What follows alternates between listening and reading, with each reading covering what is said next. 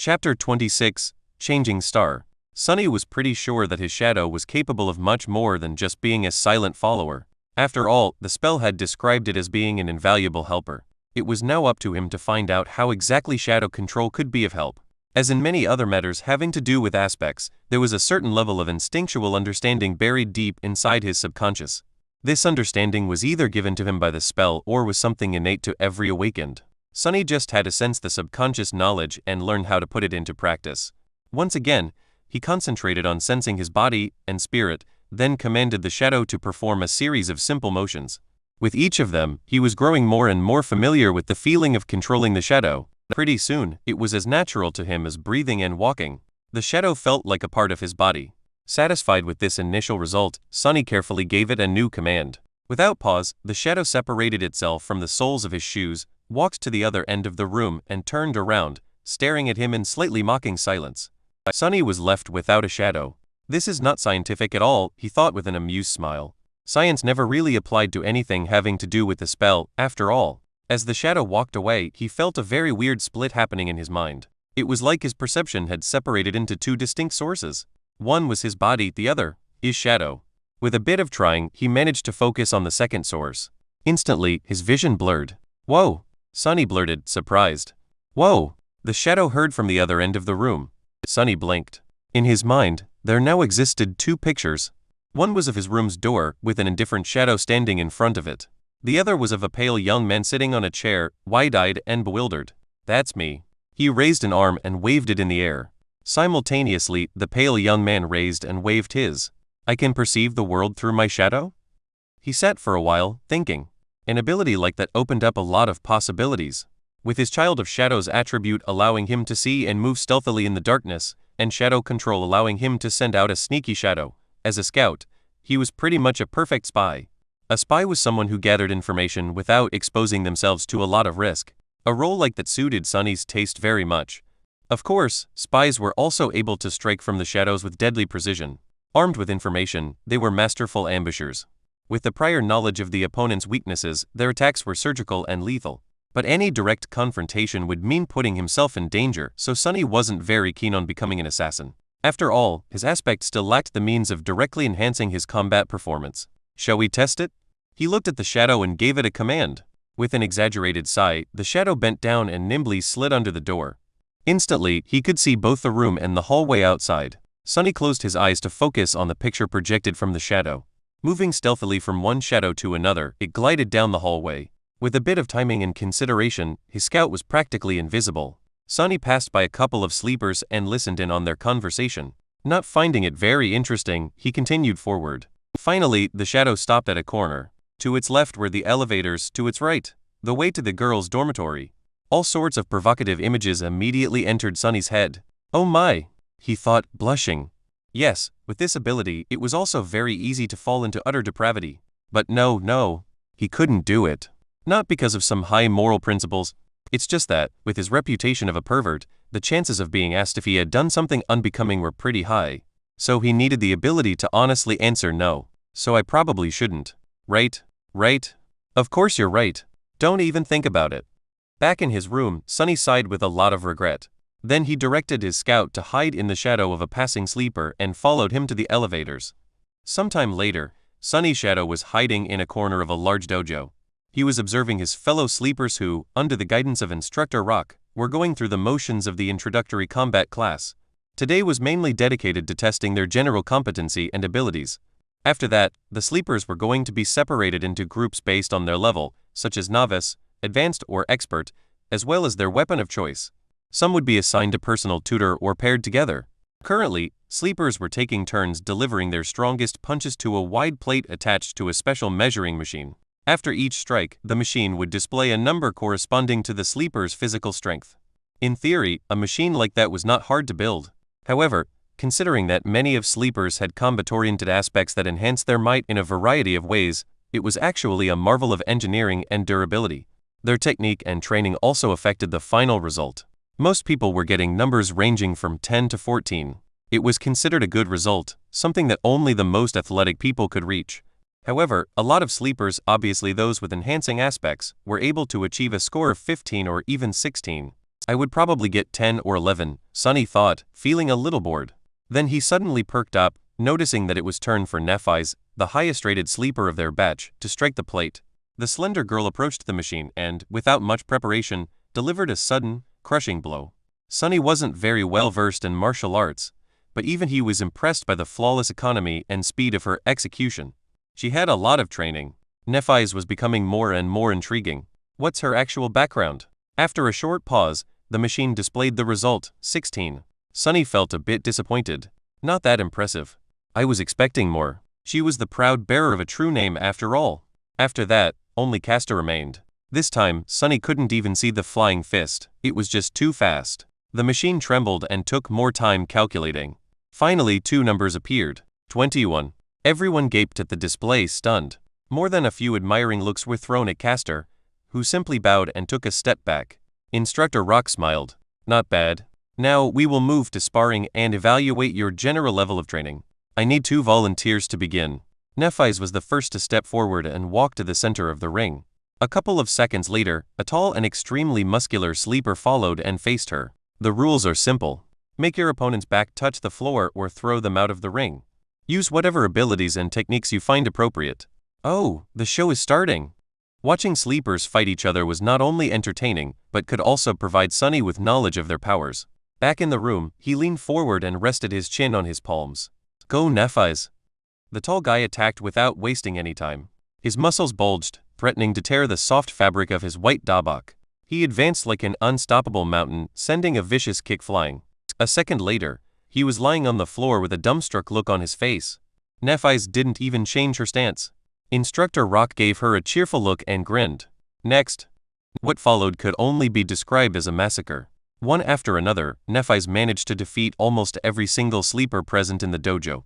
She didn't seem to be faster or stronger than them, but each time someone entered the ring to fight her, they would inevitably end up beaten and thrown to the ground. Sunny watched the process with a growing sense of amusement. However, at some point, even he felt a bit of unease. Nephi's moved with the calm precision of a battle machine. Her technique was clean, graceful and ruthless. No matter what type of attack was thrown at her, she was able to either predict or instantly react to it, then deflect and turn it against the attacker with the minimum amount of effort. It didn't matter whether her opponent was poor, rich or a legacy. Everyone would end up dealt with in a matter of seconds. What's more, through the whole process, the composed expression on her face didn't even change once. It was like Nephi's was made out of metal. Is she even human? Sunny thought, suddenly apprehensive. What was he going to do if this changing star were to end up as his enemy? The best course of action would be to run away. Or better yet, try not to antagonize her, to begin with. After all, the sun was also a star, and shadows didn't mix well with sunlight. Finally, Castor was the last one remaining, once again. However, he didn't seem to be perturbed by the miserable failure of every other sleeper. With a soft smile on his lips, the young man stepped into the ring. Castor and Nephi's faced each other. Their eyes locked for a few seconds, and then Castor slightly bowed. Lady Nephi's. Please excuse me in advance. What is he going to? A moment later, Sunny opened his eyes in shock. Chapter 27, Measure of Power. It seemed like Castor suddenly ceased to exist. However, it was only an illusion. The truth was that he was just moving so fast that the human eye wasn't able to keep up with his movements. If it wasn't for the special properties of shadow sight, Sunny wouldn't have been able to perceive anything either. Even then, he only noticed a hazy blur streaking through the air. In a fraction of a second, Castor covered the distance between him and Nephi's and delivered a devastating blow. However, despite his astonishing speed, she somehow managed to react in time, slightly turning her body to deflect the strike. But it still wasn't enough. Although Nephi's had managed to avoid being hit squarely in her center of gravity, Castor's fist ended up connecting with her shoulder, sending the girl into a spin. Not wasting any time, Castor disappeared again. His plan was very simple. While Nephi's was still under the impression that the enemy was in front of her, he was going to use his unnatural swiftness to circle around and attack from the back. The young man appeared behind the oblivious girl, ready to finish the fight with one decisive strike. Just as he planned, she seemed to be preparing to attack in the direction he had been seen just a split second ago. Gratified, Castor shifted his weight, putting it all into his fist. However, at the last moment, Nephi's suddenly changed her stance and threw her elbow back with frightening force. Castor's eye widened. It was all a feint, and now that he had committed to a strike, there was no simple way to stop. No matter how fast he was still subject to the laws of inertia. The elbow was approaching his face with a profound feeling of inevitability. And yet, Castor still managed to avoid it, even if it was just by a hair's breadth. His speed advantage was just too big. He then proceeded to trip and push Nephi's, sending her flying to the ground. However, just before she was about to hit the mats, the young man carefully grabbed the collar of her dabak and gently pulled, slowing down the fall and allowing Nephi's to land on the floor without any impact. Lying on her back, the girl blinked a couple of times and looked up at him. The whole altercation lasted no more than 2 seconds. Back in his room, Sunny opened his eyes in shock. So that's an ascended aspect? That's cheating. A sleeper had no business being that fast. The powers bestowed upon them by the spell were supposed to be in their infancy. But Castor was a legacy after all. Who knew how many soul shards were fed to him prior to enrolling into the academy? Back in the dojo, Instructor Rock grunted and gave Castor a nod. Nephi slowly rose to her feet. The rest of the sleepers were gawking at the young man with reverence, whispering among each other in hushed tones. It seemed that his performance left them with a deep impression. However, Castor himself wasn't very elated. He glanced at Nephi's with an unreadable expression. That was because, unlike the rest of them, he came to a certain realization. The truth of the matter was known only to him, Nephi's, Instructor Rock and Sunny, who was very observant and quickly picked up on such things. The thing that sleepers failed to notice was that Nephi's did not use her aspect ability when facing Castor. In fact, she had not used it at any point during today's testing. No one even knew what her ability was. And yet, despite his powerful aspect, Castor barely managed to clutch a victory against her. What a monster, Sunny thought, full of unease. The shadow hiding in the corner of the dojo seemed to agree with him wholeheartedly. After that, the introductory combat class was over. Sore from the beating they received, sleepers headed for the showers. Sunny waited for a bit and then directed his shadow to sneak into the boys' locker room. He wasn't very interested in watching a bunch of teenagers changing clothes, but there was a slight possibility that Castor would either comment on his duel with Nephi's or answer some questions about his incredible aspect ability. Just as he had expected, the young man was surrounded by a group of newly converted fans. They were congratulating him on his victory, full of adoration and excitement. However, Castor himself seemed to be in a bad mood. His expression was somber, and there was a grim heaviness in his eyes. In fact, his face grew darker with each praise he received. Castor, that was incredible. Your aspect is overpowered, am I right? That Nephi's girl stood no chance at all. True name? Who needs that? She's just a wannabe. Finally, Castor raised his head and pierced the last boy who had spoken with a cold look. That boy, just like him, was one of the few legacies in their batch of sleepers. He frowned, surprised by Castor's reaction. What is it? Castor gritted his teeth. I might have expected such behavior from them, but you should know better. The other legacy raised an eyebrow. Why? Is there something special about that peasant girl? Castor's eyes widened. Peasant girl? Do you really not know who she is? No. Sunny thought impatiently. So just get to it and say it out loud. Luckily, the arrogant sleeper had the same sentiment. Castor opened his mouth several times, as though not sure what to say. Finally, he shook his head and answered. She is Nephi's of the Immortal Flame Clan. As soon as he said that, the arrogant legacy became deathly pale. Not paying him any attention, Castor continued. I trust that I don't need to tell you about her grandfather. Her parents were Smile of Heaven and Broken Sword. In his room, Sunny almost fell from the chair. Even he knew who Immortal Flame and Broken Sword were. The former was the first human to conquer the second nightmare and become a master. The latter, the first one to conquer the third nightmare and become a saint. They, as well as their companions, were among the most famous heroes of the human race, someone who had managed to change history with their own 2 hands. If what Castor said was true, then Nephi's wasn't just an aristocrat, she was royalty. No wonder he addressed her as lady. Why didn't he just call her princess instead? But that didn't make any sense.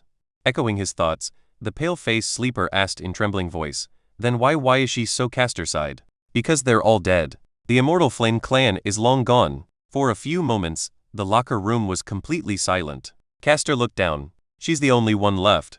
Late at night, when everyone was already asleep, Sunny furtively entered the dojo.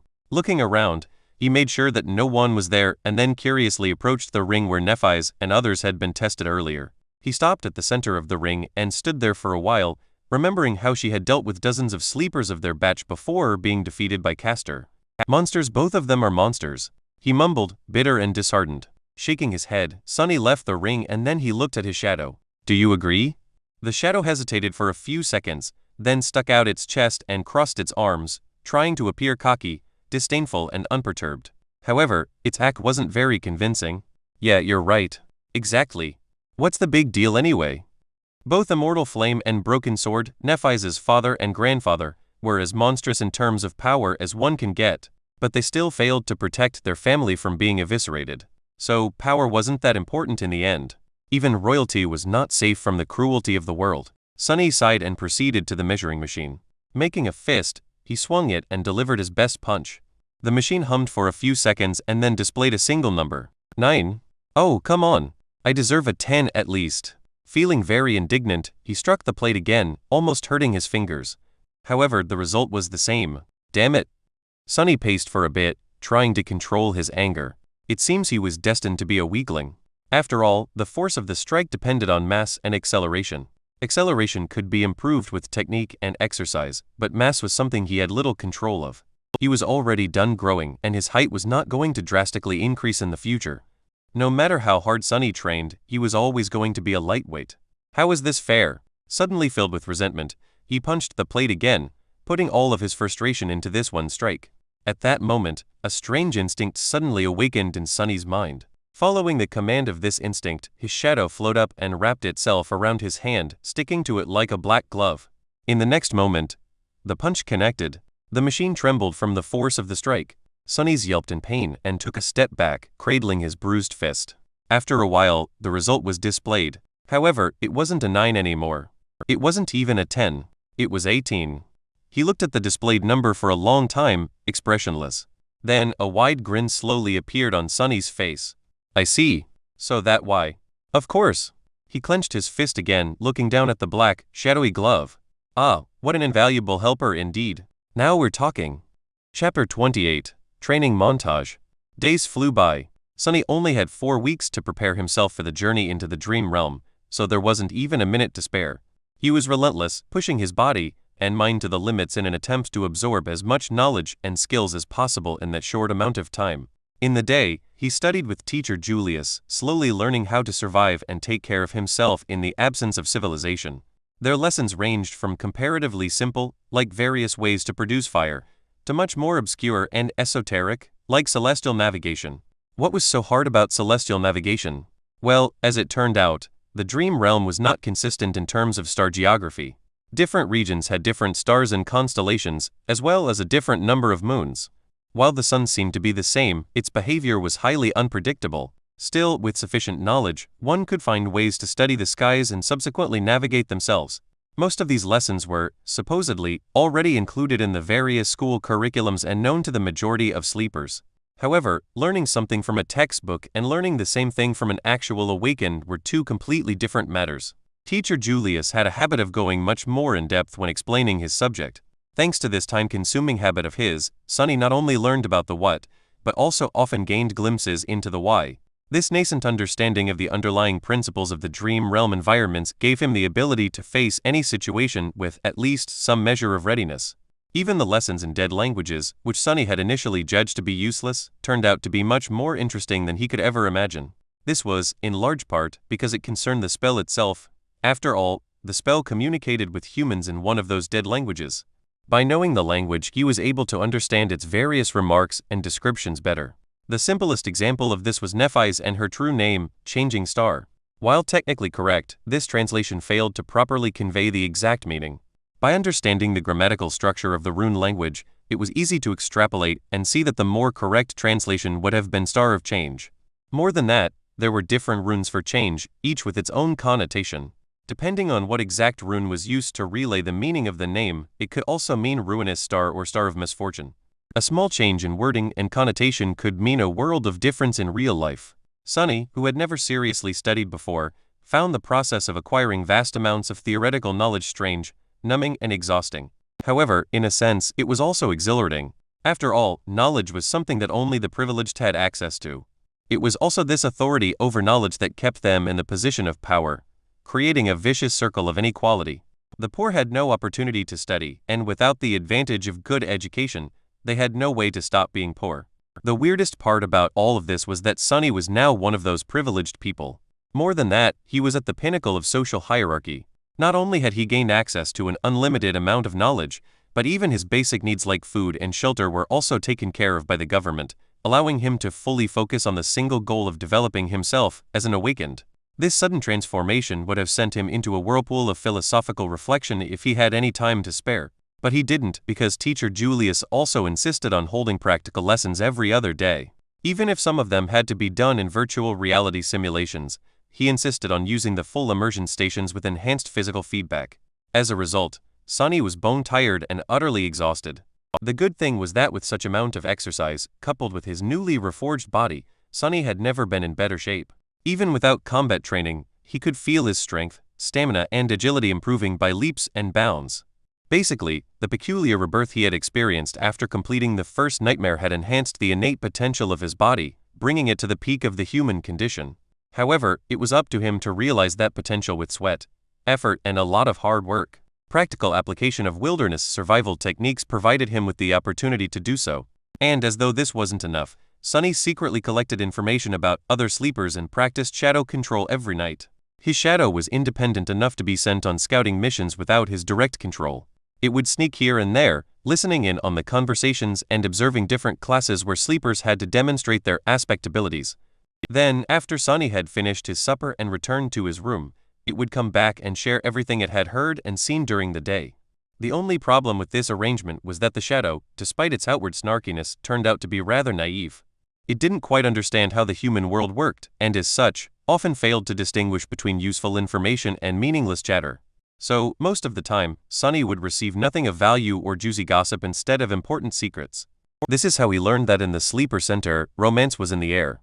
After all, there were 100 beautiful young people locked underground in close proximity to each other, with the added spice of a deathly threat hanging above their heads. Many felt that life was short and it was their time to seize the day. Passion bloomed in the shadow of approaching danger. Sunny was excluded from this whole side of the thing, of course. Firstly, he had already positioned himself to be perceived as an unlikable lunatic. Secondly, he simply had no time for anything except for his lessons and training. And lastly, he was wary of getting too close to anybody, afraid that a situation would arise where he would have no choice but to divulge his true name. Apart from gathering information and slowly learning about the scope and details of various aspect abilities, and to a lesser extent, flaws, he was also experimenting with shadow control. The results were very promising. He quickly found out that his shadow was able to enhance various objects and not only his body. If it wrapped itself around a weapon, the weapon strike harder and deliver more damage. If it was applied to an armor, the armor would become sturdier and harder to break. The enhancement was rather substantial too. It was roughly twice as much as the initial value. All in all, this ability, if used correctly, could make him a powerhouse among the sleepers. Many combat aspects could deliver more speed or damage, many could provide more defense and protection, but none were as well-rounded and versatile as Shadow Slave. With the added utility of Shadow Sight, Shadow Step and Shadow Scout, it was truly incredible. Just like that, day after day passed, slowly turning into weeks. Before Sunny even knew it, the winter solstice was already here. Chapter 29. The Last Day on Earth. On the day of the winter solstice, Sunny woke up feeling tired and drowsy. No matter how much he tried to shake off this listlessness, it wouldn't go away. In the end, he just stayed in the bed for a while, wrapping himself in a blanket. He was already familiar with this feeling of never-ending, ensnaring sleepiness. It was the same in the days before his first nightmare. It was also quite similar to what he had experienced while slowly dying of hypothermia on the slopes of the Black Mountain. Remembering the cold embrace of approaching death, Sunny couldn't help but shiver. This was his last day on Earth, at least for a while. By nightfall, the spell was going to take him away once again, this time to challenge the vast expanse of the dream realm. What was he going to face in that ruined magical world? Would luck be on his side this time, or would there be another disaster? Ugh. There was no point in guessing. He had already done everything in his power to prepare for the inevitable. He studied hard, trained hard, and kept his secret safe.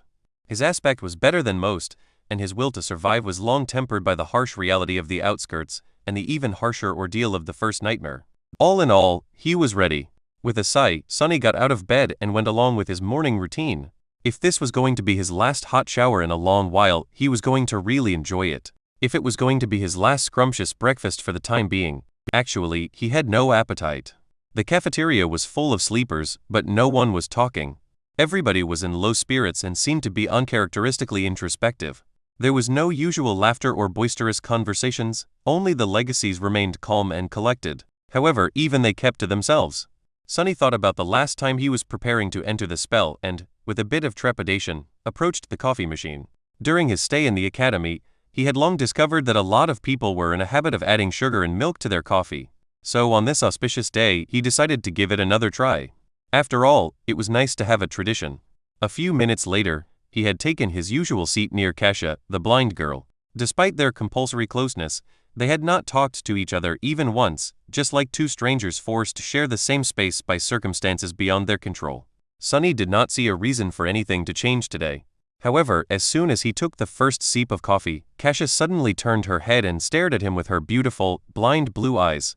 Unnerved, Sunny looked around, checking if someone else had attracted her attention, and, after making sure that there wasn't anyone standing behind him, asked, "What?" Kasia was silent, as though hesitating if she should reply, and then suddenly said, "Happy birthday." "What?" Sunny frowned, trying to comprehend the meaning behind her words. Then a flash of surprise appeared on his face. "Oh right. It's my birthday today." He had completely forgotten about it. He was turning 17 today. Wait, how did she know about this? Sunny gave the blind girl a strange look, opened his mouth, and then decided to let the issue go. She was just too creepy. Thanks." With a nod, Kasia turned away and seemingly lost interest in having a conversation once again, which was for the better. Sunny returned to his coffee, finding it not too bad this time. Of course, sugar and cream were making most of the work. However, he did feel a little bit more awake after drinking it. 17, huh? Sunny was never sure that he would make it to this age alive. And yet, despite everything he did, life was sure unpredictable sometimes. If anyone would have told him a year ago that he was going to celebrate his 17th birthday by drinking real coffee with real milk and sugar, he would have laughed in their face. But now it was a reality. Unwillingly, Sunny remembered all the people who used to celebrate his birthdays with him, a long time ago. Before his mood turned sour, he decisively dispelled these thoughts and forced himself to smile. "This is not bad. Let's do it again next year when I'm already awakened."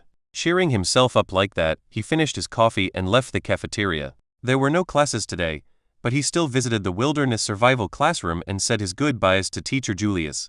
The old man got pretty emotional when sending him off. He gave Sunny one last tip a dozen or so times in a row, and even promised to apply for a research assistant position to be open after the young man had become a full awakened.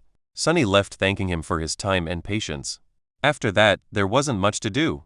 When the sun was close to setting, Instructor Rock gathered them in the foyer of the sleeper center and led them outside. In the snowy parks that surrounded the white building, other awakened were leading their own batches of sleepers to the same destination. It was the Academy's medical center. The center looked more like a shrine than a hospital. Its interior contained both highly advanced technology as well as some of the best healers among the awakened. For the duration of their first journey into the dream realm, the bodies of sleepers would be kept safe in specially designed pods and sustained by the magical powers of those healers if anything unfortunate were to happen on the other side of the spell. Of course, whether or not they would wake up in the end wholly depended on the sleepers themselves. To Sunny's surprise, after entering the medical center, Instructor Rock did not take them directly to the wing containing sleeper pods. Instead, he led them to a comparatively deserted floor and then opened the doors to a spacious gallery that was brightly illuminated by the beautiful crimson rays of the setting sun. There, they saw rows and rows of wheelchairs. In each wheelchair, there was a person with a blank, strangely peaceful expression on their face. All these people were completely silent, motionless, and still. They did not show any reaction to the appearance of guests. They all seemed to be empty. In the eerie silence, Sunny felt his hair standing up and a creeping terror sipping deep into his heart. Instructor Rock looked at the empty people with solemn eyes. "There is a reason I brought you all here. Look well and remember. Some of you may know who these people are. For those of you who don't, they are called Hollow."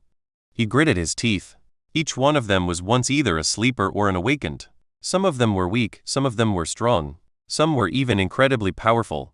All of them have perished in the dream realm. Their souls are gone, Sunny realized, horrified. If you're lucky, once your spirit is destroyed, your body dies with it. But if not, you'll become just like them. Hollow? Instructor Rock glanced in the direction where Castor and Nephi stood, and then added, "So don't die out there." Half an hour later, sleepers had been led to their personal rooms and were preparing to enter the pods. In one of the rooms, the blind girl, Kasia, was helplessly trying to orient herself in the unfamiliar space, touching the walls and strange pieces of machinery with her hands. Tears were streaming down her beautiful, doll-like face. In the other room, proud Legacy Castor was staring listlessly at the floor. His lips were moving, repeating one strange phrase over and over again. He was trembling. Somewhere else, Changing Star Nephise, the last daughter of the immortal Flame clan, was looking down at her hands. Underneath her skin, soft white radiance was slowly growing brighter and brighter. Her face was contorted in a grimace of harrowing agony.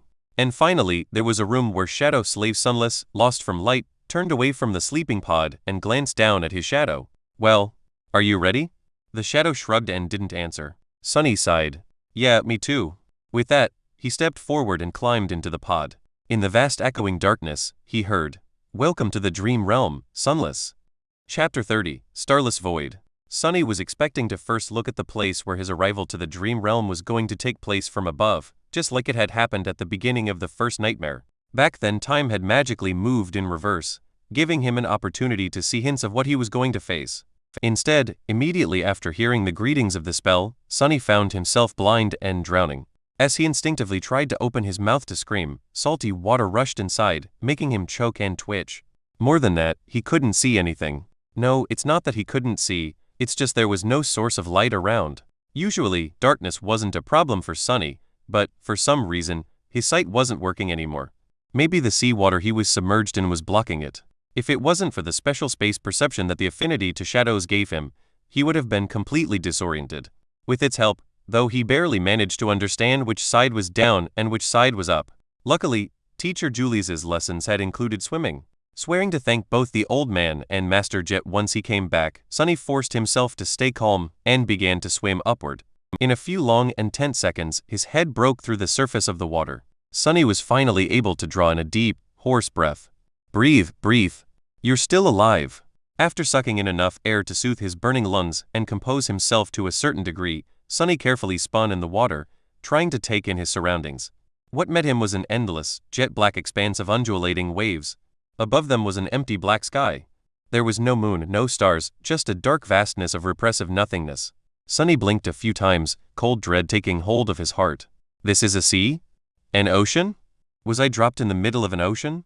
No, it couldn't be. There had to be solid ground somewhere nearby.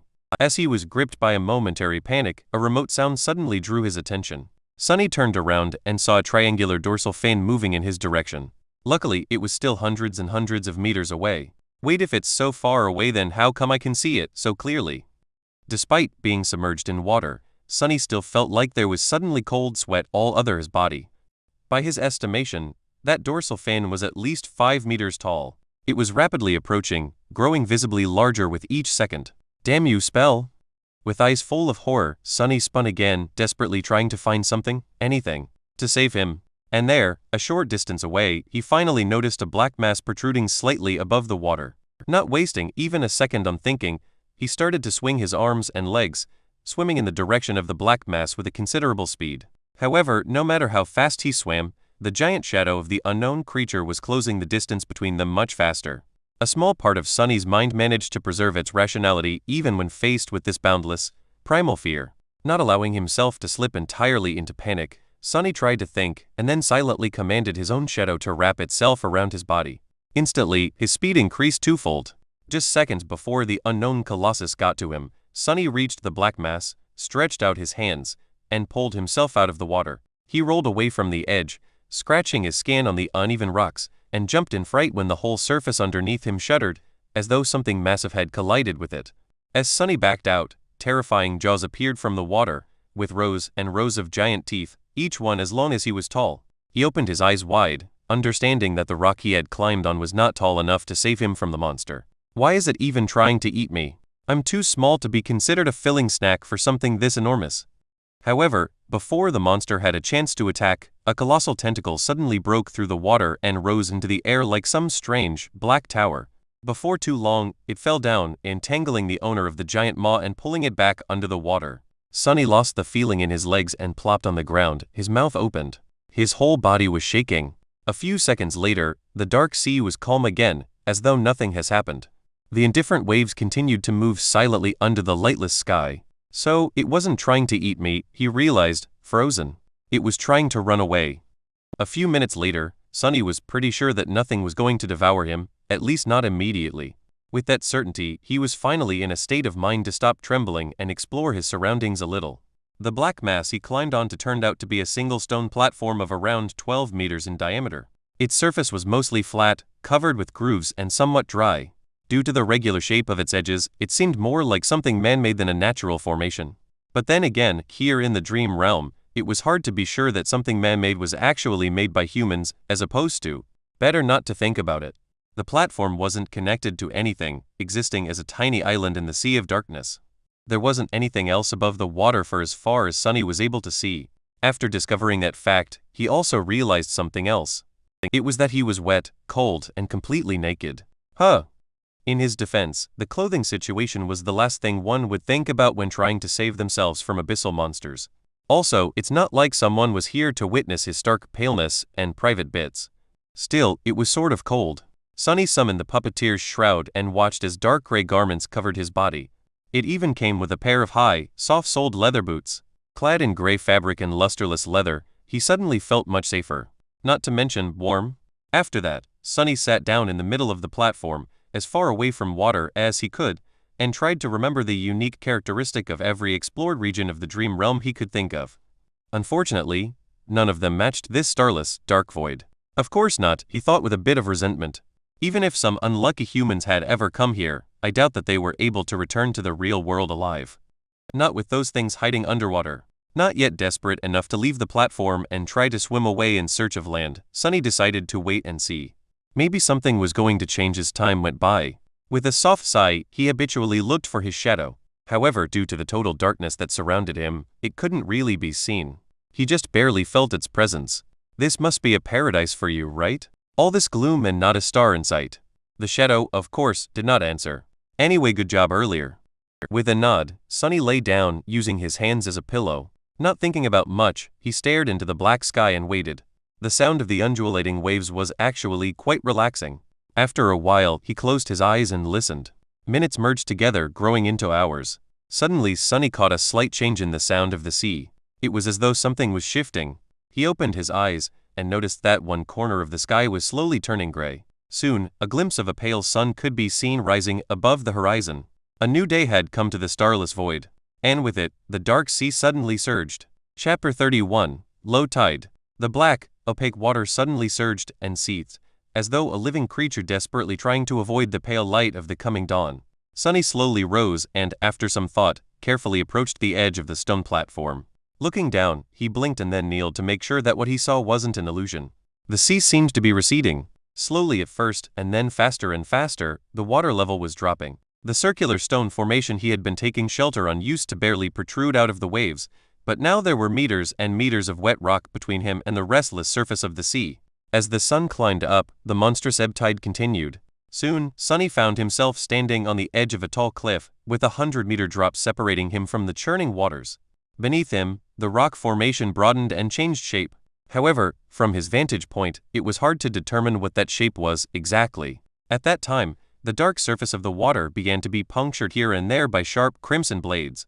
As it dropped even further, it was as though a crimson forest was slowly rising from the black depths. The trees were made of something resembling coral, growing chaotically into each other and stretching toward the sky. They were colossal in size, with irregular protrusions entwining and merging together, looking monumental and eerie in the black and red reality of the sunlit void. The labyrinth formed by this strange reef stretched as far as Sunny could see, broken here and there by protruding cliffs, sudden chasms, and distant natural features.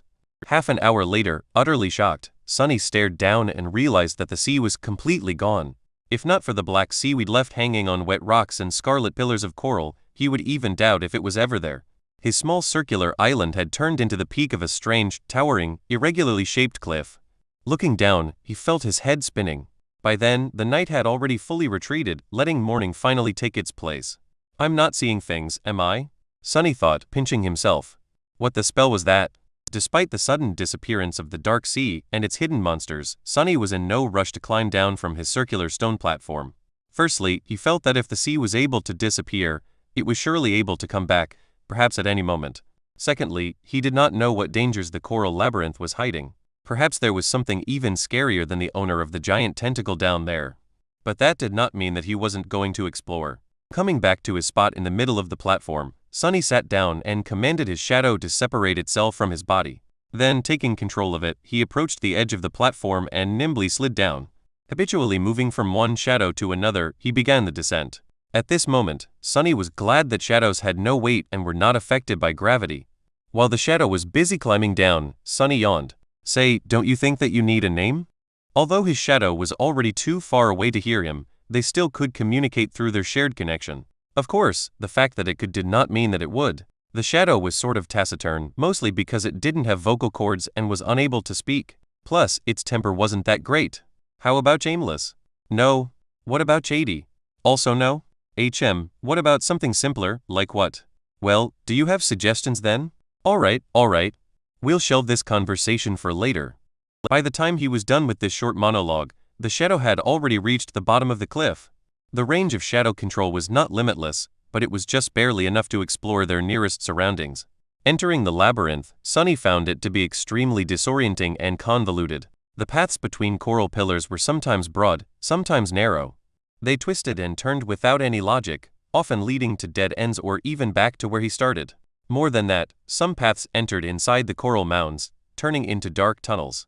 The labyrinth was vast and multi-layered, making Sunny's head hurt after multiple fruitless attempts to memorize the layout of the nearest pathways.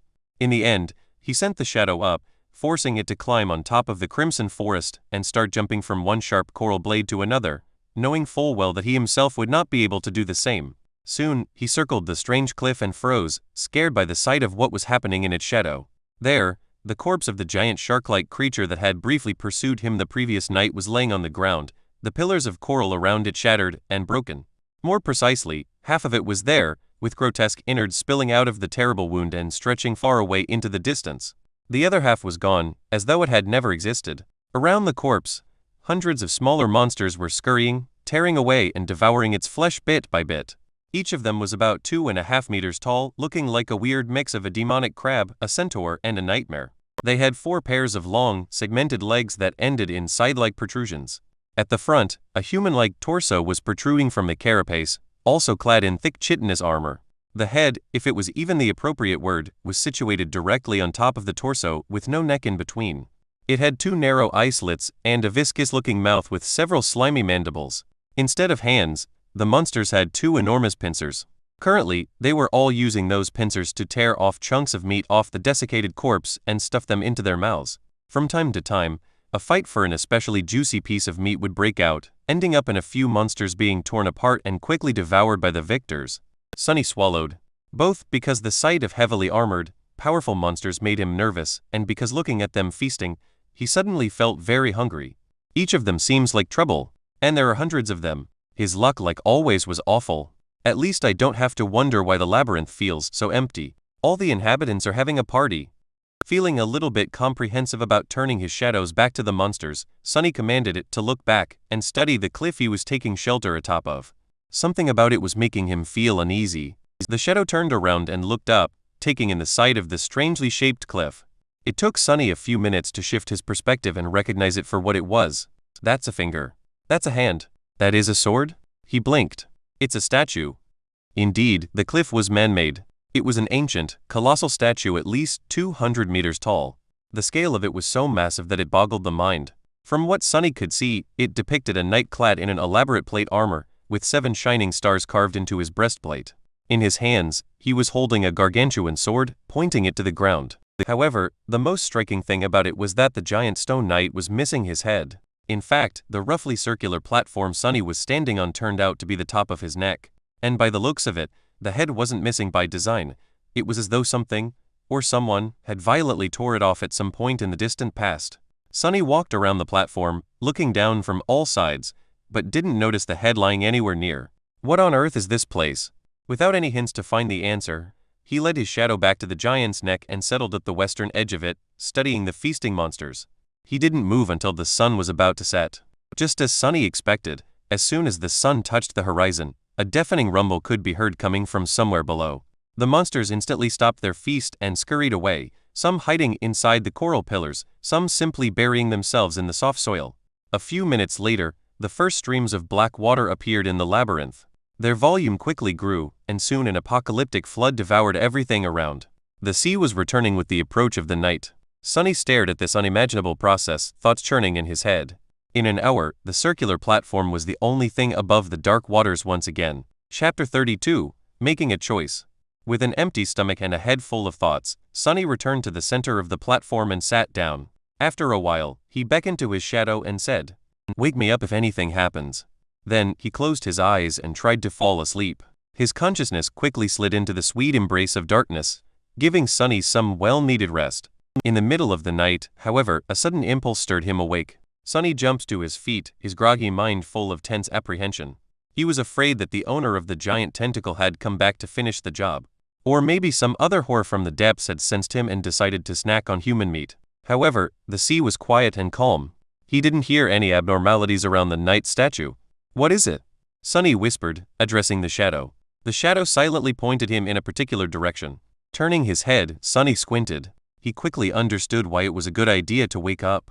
Otherwise, he wouldn't have been able to see out there in the distance. A few kilometers away, a small orange light was shimmering in the darkness. Its reflections were rising and falling with the movement of waves. It was too far away to make out any details, so Sunny just stared at it for a while. Pretty soon, the light disappeared. Other sleepers? Natural phenomenon? Or some monster laying a trap? Memories of nightmarish deep-water creatures immediately came to his mind. Shaking his head, Sunny lay back down and attempted to return to his slumber. However, this time sleep was escaping him. Pangs of hunger were still not unbearable, but slowly becoming more and more intense. The thirst, however, was worse. In the end, he remained awake up until the sun rose again, sending the dark sea in retreat. As soon as the morning came, the pincer monsters crawled back from their hiding spots and rushed to the giant carcass to continue their feast. Sunny watched them for some time, and then walked to the opposite side of the platform to take a look in the direction where he had seen the mysterious light the previous night. At a considerable distance from the headless statue, 5 or 6 kilometers away, the ground rose naturally and formed something akin to a hill. On top of that hill, an especially massive coral pillar rose to the sky. From the looks of it, its upper branches were just high enough to stay above water in the night.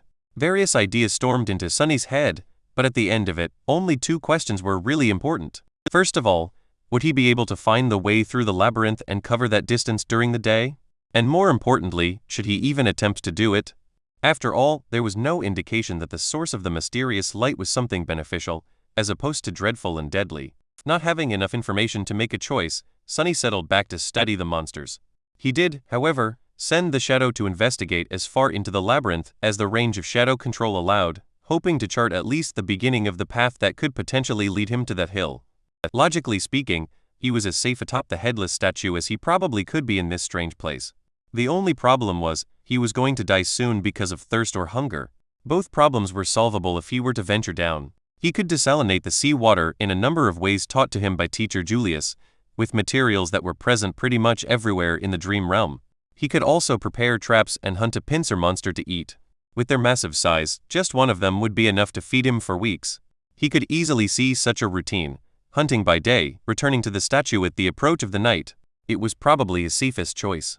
However, this way of doing things lacked one vital element: the potential for improvement. It was well suited for keeping Sunny alive, but had no way of giving him hope. If he was destined to spend the rest of his life in the small area surrounding the headless statue, devouring monsters and trembling at night in fear of being devoured by something bigger in turn, well, he would rather just jump down and end it right now. That pretty much meant that the only choice left for him was to try and reach the source of the orange light. And if Sunny was really trying to attempt it, he had to do it before the pincer monsters were done consuming the giant carcass. That way, at least, the surrounding segment of the labyrinth was going to be free of them. Firm in his choice, Sunny decided to leave the headless statue the next morning. He would spend the rest of today exploring paths through the labyrinth and preparing himself mentally. With that, he closed his eyes and concentrated his perception on the moving shadow. In the night, a sudden storm descended upon the dark sea. Sunny was stirred awake by the shadow in time to prepare himself for the crushing winds and the pelting rain. Usually rain always put him in a bad mood, but this time he was too thirsty to think about anything except for fresh water.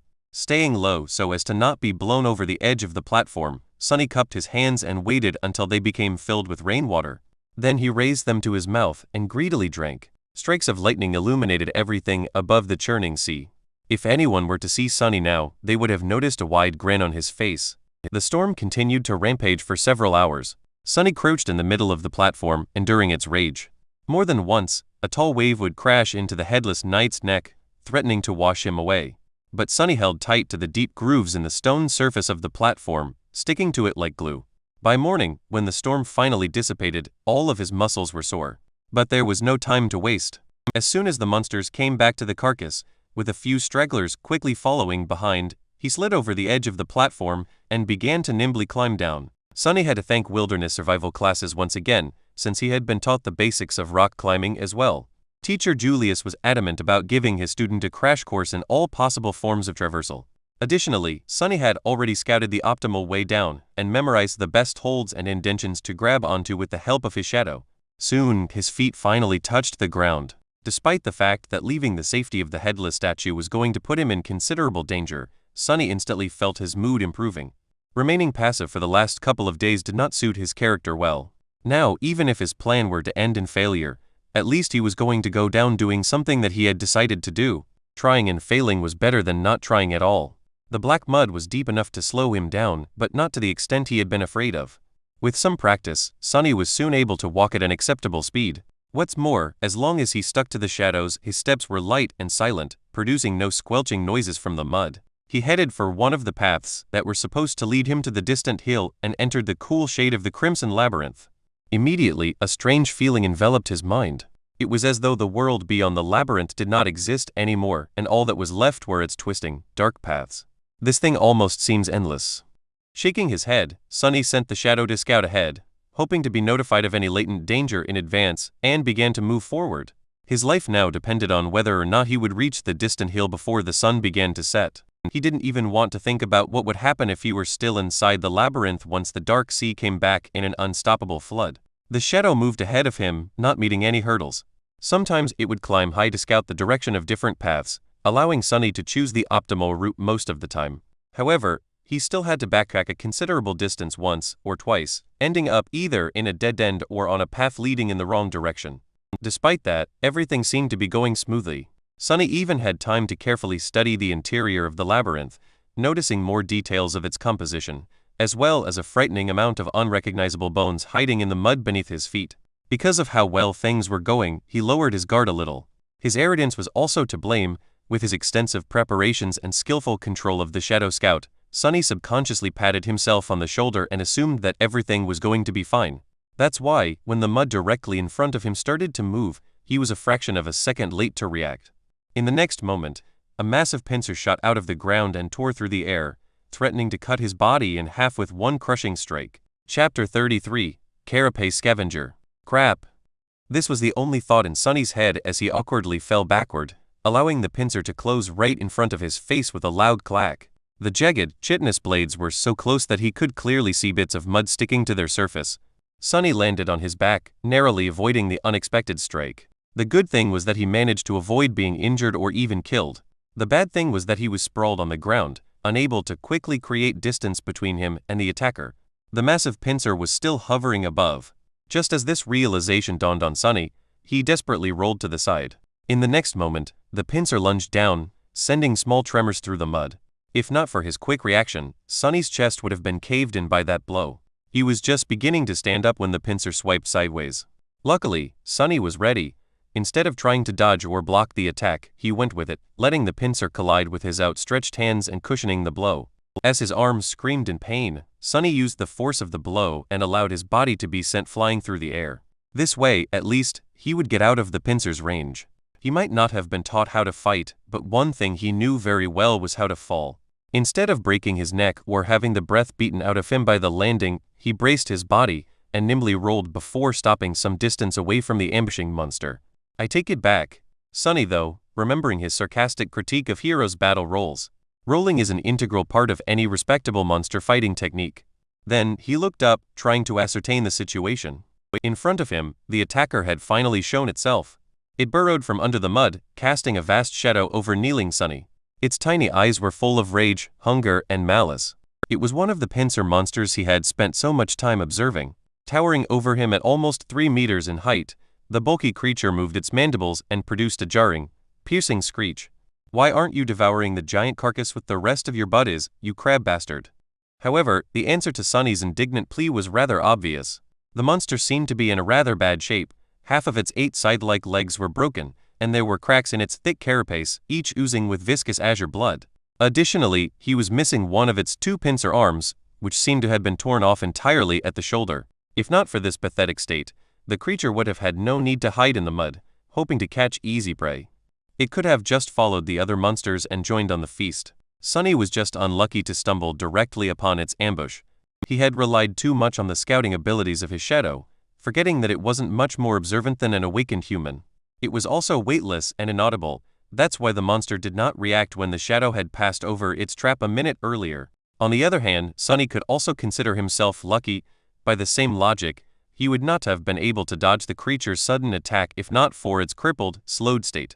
But pondering on his luck could wait for later. Right now, Sunny had a far more pressing thing to do. Namely, try to survive. Get back here.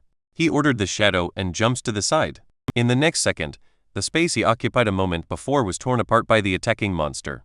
Its heavy pincer crashed into the side of a coral pillar, sending crimson shards flying in every direction. Sunny caught his balance and continued moving. He was hoping that the bulky, heavily armored, wounded creature would not be able to match his speed, but unfortunately, it turned out to be surprisingly agile. Its side-like legs pierced the mud behind him, and the pincer was already flying through the air again, threatening to decapitate the young man at any second. Sunny ducked, dodging the pincer, and finally caught a second of reprieve. His eyes darted around, desperately searching for something to use as a weapon. Almost instantly, he noticed a long, smooth, sharp bone left behind by some unknown creature sticking from the mud. Without slowing down, he bent down and grabbed the bone, pulling it out with one forceful tug. The bone was almost 1.5 meters long, ending in a narrow, sharp tip. It was almost like a spear. The problem was, even with the added length of this makeshift spear, Sunny's range of attack was still shorter than the monster's. He also doubted that it was capable of piercing the hard carapace. In short, he had to get close and aim for one of the cracks in the creature's armor. However, he didn't dare to. At that short of a distance, the monster could easily crush him into a paste by using just its weight and hulking frame. A crazy idea entered Sunny's mind. A bit shocked, he momentarily couldn't decide whether it was the product of audacity or foolishness. Either way, he wasn't insane enough to actually consider it. At that moment, the pincer lashed out again. This time, Sunny was a little late to evade, and as a result, a sharp pain pierced his left leg. It was grazed by the edge of the pincer. The puppeteer's shroud held, not allowing the monster to draw blood, but the force of the impact was enough to throw Sunny tumbling to the ground. There was no time to recover. As his eyes opened wide, Sunny understood that it was time to act crazy. So, instead of trying to dodge, he stopped moving and allowed the monster to grab him across his torso with the pincer. Immediately, a terrible pressure descended on his ribs. Sunny felt as though he was going to be split apart, but his armor, received from defeating an awakened tyrant, resisted the crushing bite of the monster's pincer. Every muscle in his body tensed, delaying the moment when his insides would be turned into mush. In the next second, Sunny's shadow fell from above, wrapping itself around the puppeteer's shroud. With the protective properties of the armor enhanced, he was able to better resist the pincer's pulverizing embrace. Sunny and the monster appeared to be at an impasse. The young man couldn't free himself from the monster's grip, while the monster could not kill the prey by cutting it in halves with its pincer. They stared at each other. Then, an insane fire ignited in the creature's eyes. It clicked its mandibles and raised Sunny in the air, bringing him closer to its mouth, obviously intent on biting his head off. Why is everyone trying to eat me? Am I that tasty? Sunny didn't struggle as the monster brought him close to its mandibles. He knew he only had one chance to live. In the last moment, Sunny allowed the shadow to flow from Puppeteer's shroud onto the sharp bone he was still clenching in his hand. Then, he gathered all his strength, leaned forward and thrust the bone forward with as much power as he could. Guided by his hand, the dark bone spear shot forward and pierced through the creature's tiny eye, sinking in deep. The other eye of the monster narrowed. Gritting his teeth from the unbearable pain in his ribs, Sunny twisted the bone, trying to do as much damage to the creature's brain as possible. For a couple of seconds, nothing happened. Then, he felt the pressure on his body diminishing. The pincer opened, letting Sunny fall down. As he hit the mood, the hulking monster crashed to the ground too. The bone spear was still sticking from its head, bathed in the streams of azure liquid. Sunny moaned and drew in a raspy, painful breath. You have slain an awakened beast, carapace scavenger. You have received a memory, Azure Blade. Your shadow grows stronger. Chapter 34, Only Steel Remembers. Sunny was sprawled in the mud, trying to catch his breath. The subtle voice of the spell echoed in his ears. Your shadow grows stronger. Immediately, he felt a slight change. His body grew a little bit stronger, his vision a little sharper, his skin a little smoother. The change was minimal but apparent. What was that? He had a guess, and it was easy to confirm. Sunny summoned the runes. Shadow fragments. 14/1000. Previously, he only had 12 of the mysterious shadow fragments, with no knowledge on how to acquire more.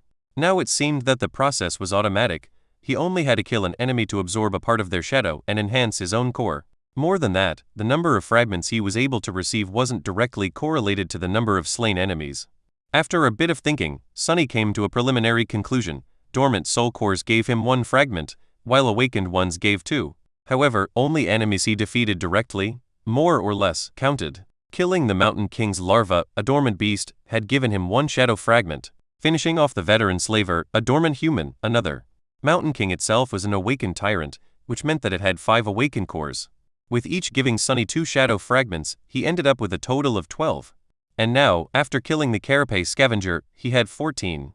Interestingly, he didn't receive any fragments from the deaths of Shifty, Scholar, and Hero, even though they perished as a result of his machinations. It seems he had to finish an enemy off with his own 2 hands to absorb a part of their shadow. Well, or at least by summoning an ancient dead god. The process was quite similar to how normal awakened increased their power, with the only difference being that the steps of extracting and consuming the corresponding material, soul shards, were skipped in favor of instant absorption. That meant that shadow fragments could not be stored and subsequently could not be bought or traded. He won't have an opportunity to receive them as a reward for completing missions, providing services, or selling various spoils. If Sunny wanted to grow stronger, his only option was to fight and kill. No peaceful life for me, I guess. Previously, Sunny thought that he at least had the choice to choose a relatively safe path. Many awakened never left the confines of human citadels and never faced nightmare creatures, choosing instead to perform various jobs in the dream realm just as they would in the real world. They received payments in the form of soul shards, which were simultaneously the fuel of one's progression and the universal currency inside the citadels. Sunny was never set on pursuing such a life, but not even having a choice was sort of irritating. Luckily, there was a bright side too. Without the need to use soul shards to strengthen his core, he would be able to spend everything he earns freely and without concern. After all, after he kills an enemy and absorbs the shadow fragments, the soul shard would still be there, ready to be collected and exchanged for something Sunny might need in the future. That would effectively make him twice as efficient in terms of earning and spending, which was not a small advantage. Additionally, there was the matter of the shadow core. Since both Sunny and his shadow were tied to it, strengthening the core would not only increase Sunny's power, but also enhance the shadow. So, if he were to use it to further empower himself, the actual effect would be stacked, producing a 2-fold enhancement. So for each shadow fragment he collected, Sunny would actually be able to rip twice as much benefit as an awakened would from a soul shard. Not bad. Not bad at all. Ah, the future was bright. Provided he survives and gets the opportunity to even have a future, of course. Sitting up, Sunny moved his eyes and found the cluster of runes describing his memories. Azure Blade. Had he finally gotten a weapon? Memory. Azure Blade. Memory rank, awakened. Memory type, weapon. Memory description, on this forgotten shore, only steel remembers. Huh, interesting. Not very informative, but interesting. But Sunny summoned his new weapon, and a sharp, light sword immediately appeared in his hand. It was about a meter long, including the handle. The blade was straight and single-edged, ending in an angular tip. It was forged out of azure steel with a beautiful layered pattern. Deep inside the steel, white sparks could be seen. The crossguard was minimalistic and simple, offering almost no protection to the wielder's hands. If Sunny knew his way around cold weapons, he would have called it a Tangdao. However, he had no idea about such things. All he could gather was that the blade was single-edged, which meant that it was probably meant for slashing and cutting as opposed to piercing, and that the handle was long enough to accommodate 2 hands. Also, the sword was pretty. He summoned the shadow and made it wrap itself around the azure blade. Immediately, the steel became bluish-black with a scattering of white sparks. It looked like a starlit night sky. Sunny stood up and waved the sword a couple of times, getting accustomed to its weight. The sharp edge whistled as it cut the air. Well, now I finally look like a real awakened. After that, he cast a gaze at the corpse of the Carapace scavenger and grimaced. This part was not going to be pleasant. After some time, he managed to break open the cracked carapace and cut away a few strips of tender, pink meat. He also did not forget to extract the radiant crystal from the beast's chest, the soul shard. Without much hope, he tried to absorb the shard, remembering how it was supposed to be done. Just as he expected, nothing happened. They're really of no direct use to me. With a shrug, Sunny places the shard and the meat in a makeshift rucksack he weaved from black seaweed and looked at the sun.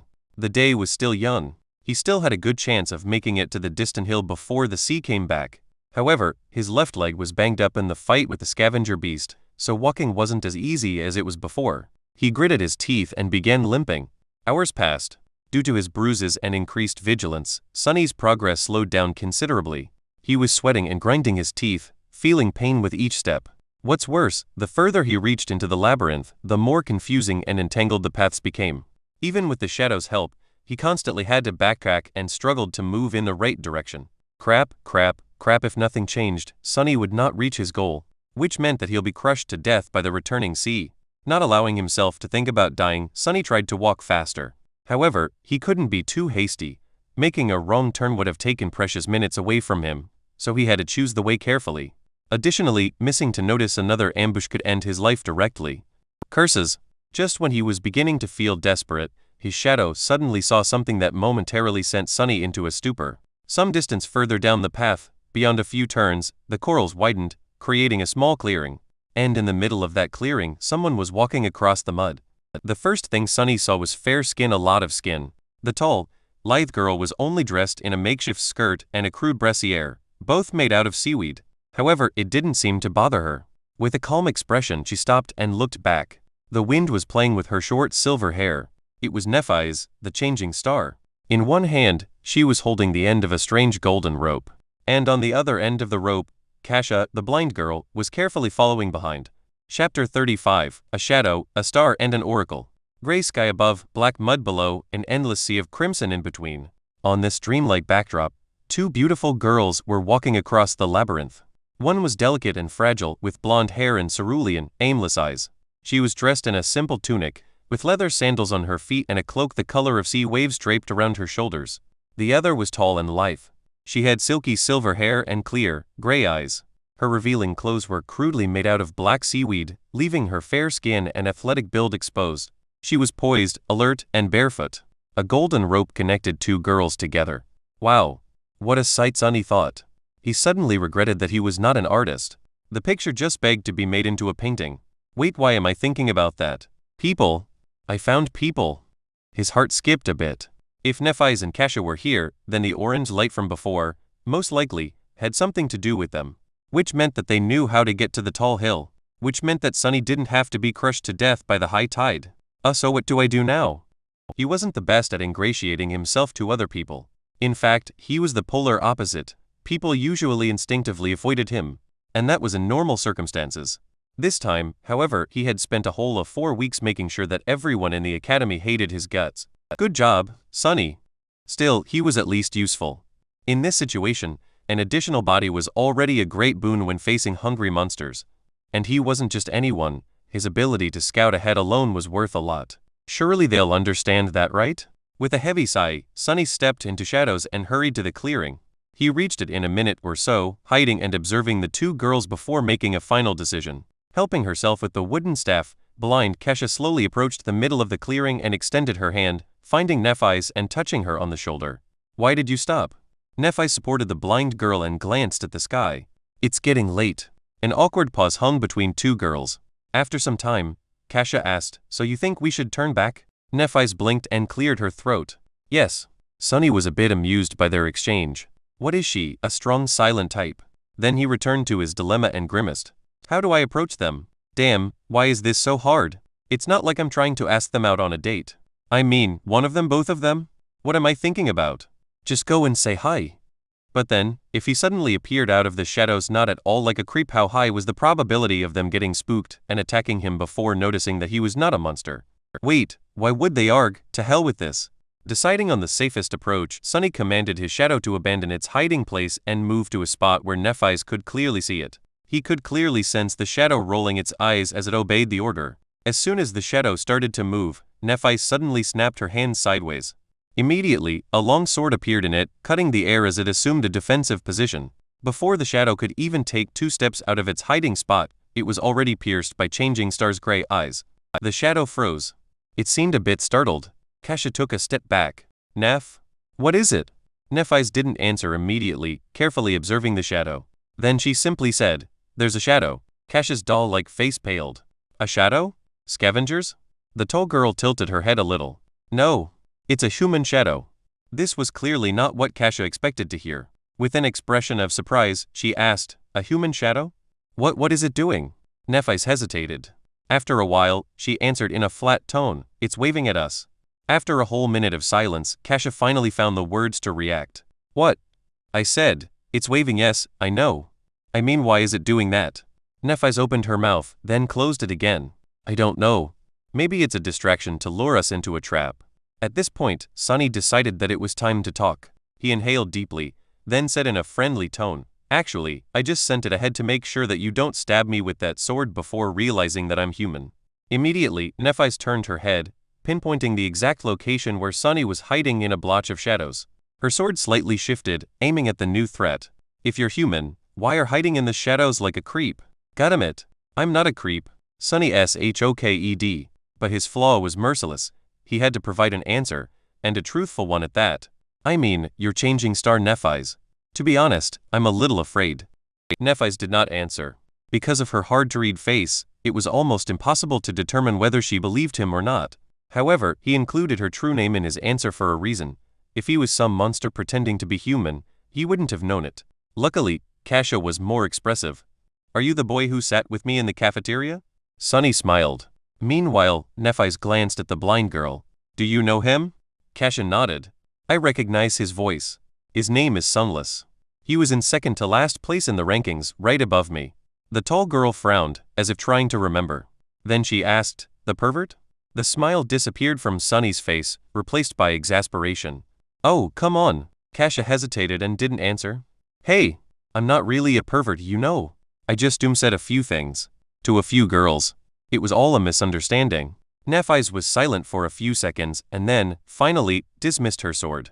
Okay. You can come out. Sunny limped out of the shadows, summoning his own back. It flowed to his feet and reattached itself, visibly shaking. The bastard was laughing at him, stopping a few meters away from Nephise. He raised his hands, showing that he didn't mean the girls any harm. Changing Star gave him an inquisitive look. What happened to you? She was referring to his limp, bruises, and overall banged-up look. Sunny sighed. Carapace scavenger. Nephise raised an eyebrow. You managed to get away alive? You bet I did. Sunny subconsciously straightened his back. I didn't get away. I killed it. To prove his point, he gestured at his rucksack, full of delicious monster meat. Nephise looked him over again, re-evaluating her opinion of him. Now, there were hints of approval in her eyes. Carapace scavengers were only beasts, but they were still awakened. With the addition of their mighty physique and natural armor, defeating one was not an easy feat for any sleeper, who all had a dormant core, let alone someone from the very bottom of the ranking list. Come to think of it, it was even a bit too outstanding. Sunny lowered his eyes. It was already wounded. Nephise shrugged. A kill is a kill. You did well. After that she fell silent, as though not planning to say anything else. Sunny also wasn't sure what to say. Luckily, Kasha came to the rescue. Are you seriously injured? He shook his head. No, it's just that my ribs and leg are bruised. I'll be fine in a day or two. My armor is pretty resilient. He wasn't worried that they might be tempted to kill him to get the puppeteer's shroud. That was because memories were destroyed at the moment of their owner's death. So they only could be transferred voluntarily by a living person. Well, there was always torture and blackmail. But he doubted that any one of the two beautiful girls would stoop to that. Sunny cleared his throat. Before stumbling on the scavenger, I was heading for the tall hill with the massive coral pillar on top. But after the fight, my speed decreased. Now I'm worried about not making it in time. Do you perhaps know the way? Kasha smiled. Actually, we spend the last days on that hill. We were just about to go back. Nephise didn't say anything, looking at the sky. Sunny licked his lips. Well, can I come with you?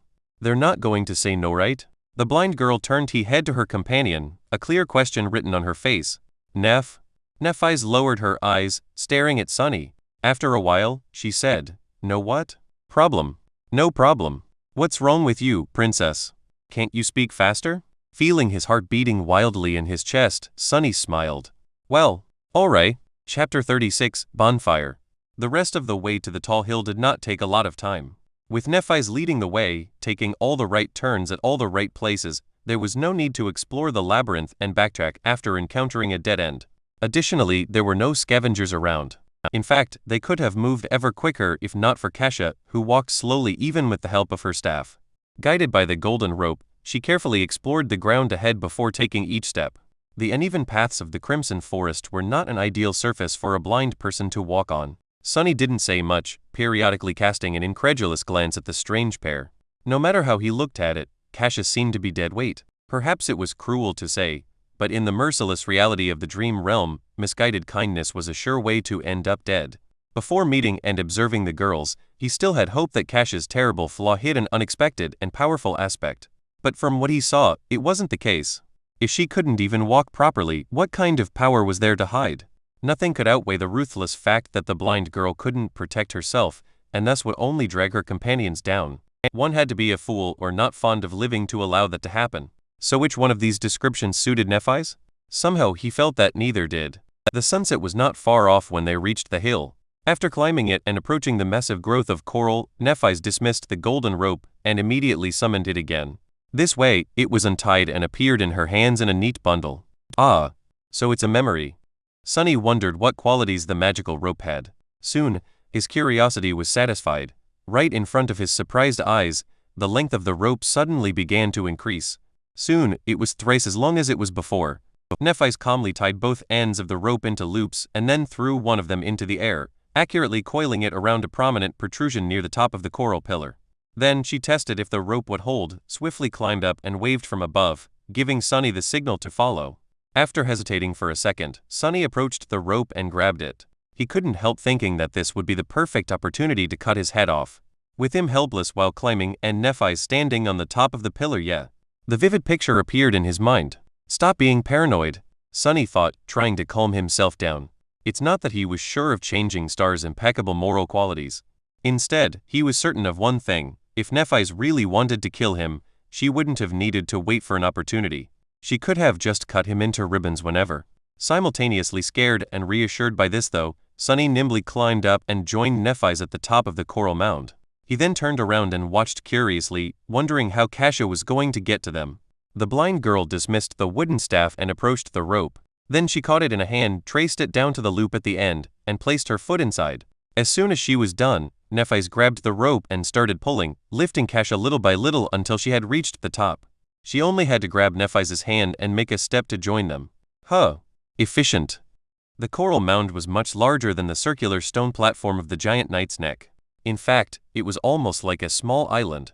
At the highest point of the island, hidden behind some coral blades, the girls had made a little camp. There were piles of seaweed to sleep on, strips of scavenger meat drying under the sun, and a fire pit. Sunny pointed to the makeshift fire pit. Was it you 2 nights ago? I've seen an orange light in the distance. Kasia's face darkened. Yes, this was the first time we made a fire. But it turned out to be a really bad mistake.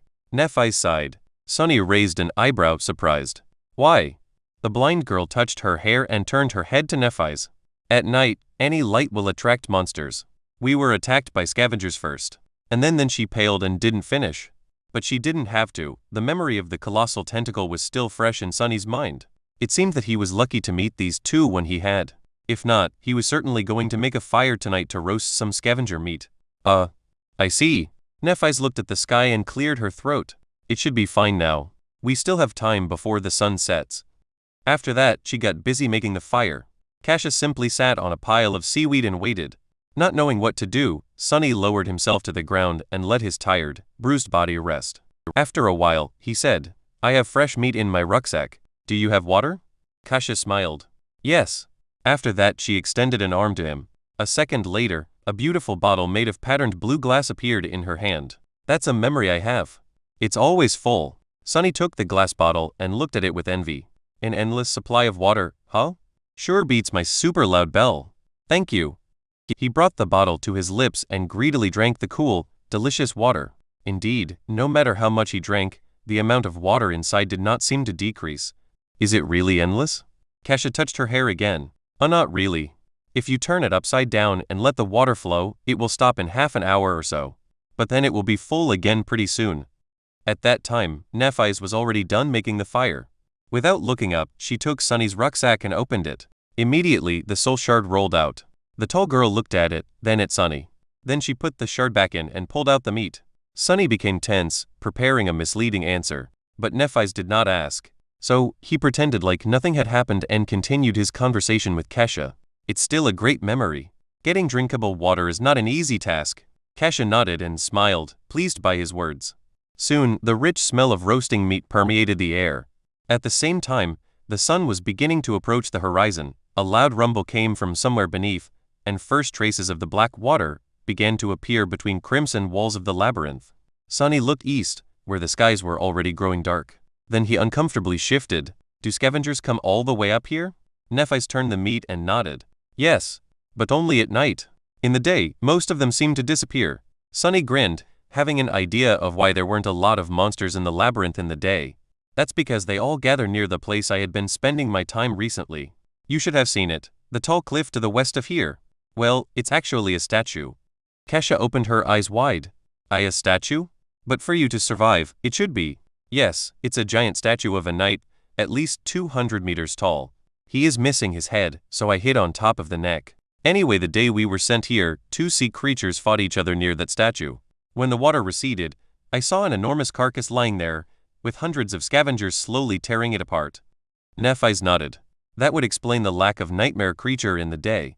How long? Sunny blinked. How long what? Changing Star stared at him for a few seconds, making everyone feel uncomfortable. How long until they are done devouring the carcass? Oh, 1 day more, 2 at most. Nephi's turned away, took the meat away from the fire, and then quickly extinguished it. There's definitely something wrong with that girl. The 3 of them ate in the dimming light of the twilight. The meat was juicy, tender, and indescribably delicious. It was better than anything Sunny had ever tasted, even back in the academy's cafeteria. Of course, his excruciating hunger played a part in that. From time to time, they would pass the glass bottle to each other. When they were finished with their meal, the dark sea was back and the night was upon them. Everything was consumed by absolute darkness. Of course, Sunny could easily see both Nephi's and Kesha. Under the cover of the night, Changing Star remained pretty much the same. The blind girl, however, allowed her true emotions to show, thinking that no one would see. She seemed much more lost, lonely, and frightened than she did in the day. As if trying to resist these feelings, Kesha said in a bright voice, "How about we formally introduce ourselves? I'm Cassie." Nephi's glanced in her direction and shrugged. Neph. Next, it was Sunny's turn. He exhaled, glad that they didn't ask his name directly. Most likely, he would still have been able to provide his human name, however, it also might have depended on the wording of the question.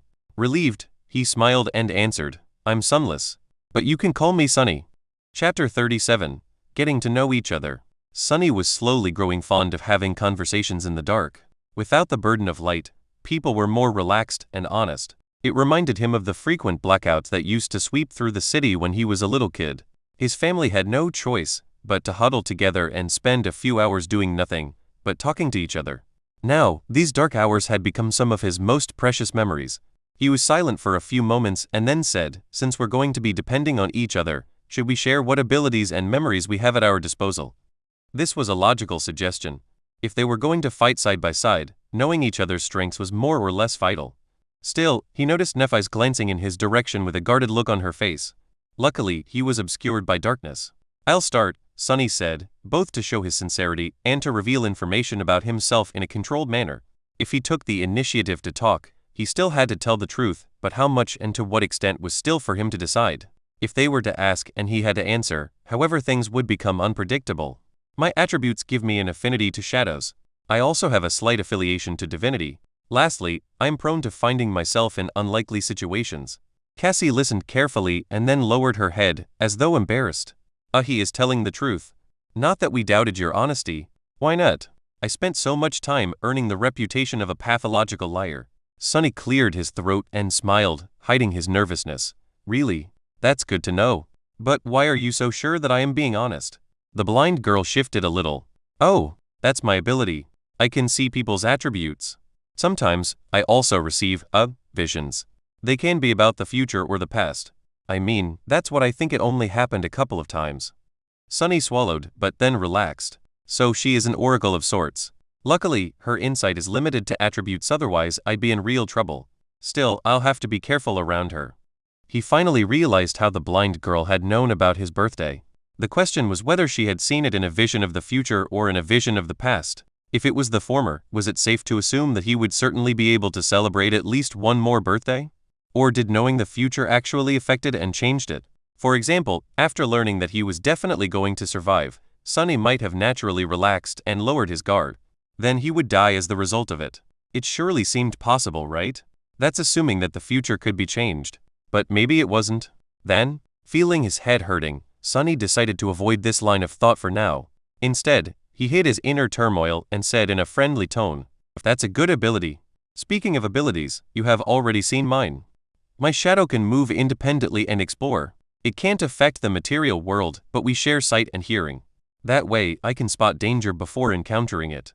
The shadow is fast and stealthy, it can go anywhere and is almost impossible to notice. Oh, I can also see in the dark." He smiled, expecting the girls to understand and appreciate the utility of his shadow scout. Their reaction, however, was a bit strange. Nephi slowly turned her head in his direction, while Cassie became a bit pale and raised her hands to cover her chest. "Oh what?" Nephi frowned and said in a flat tone, "Have you ever used your ability in the academy?" Sunny blinked. "What a strange question. In the academy?" "Sure, of course. Why?" "Oh right, they think that I'm a pervert crap." Before the girls could say anything, he hurriedly raised his hand and blurted, "But I have never used it to do anything improper. You have to believe me." Fortunately, it was the honest truth. However, both Nephi and Cassie looked skeptical. Sunny gritted his teeth. "I had more important things to do than whatever you're thinking about. I spent almost every waking hour learning how to survive." Nephi raised an eyebrow.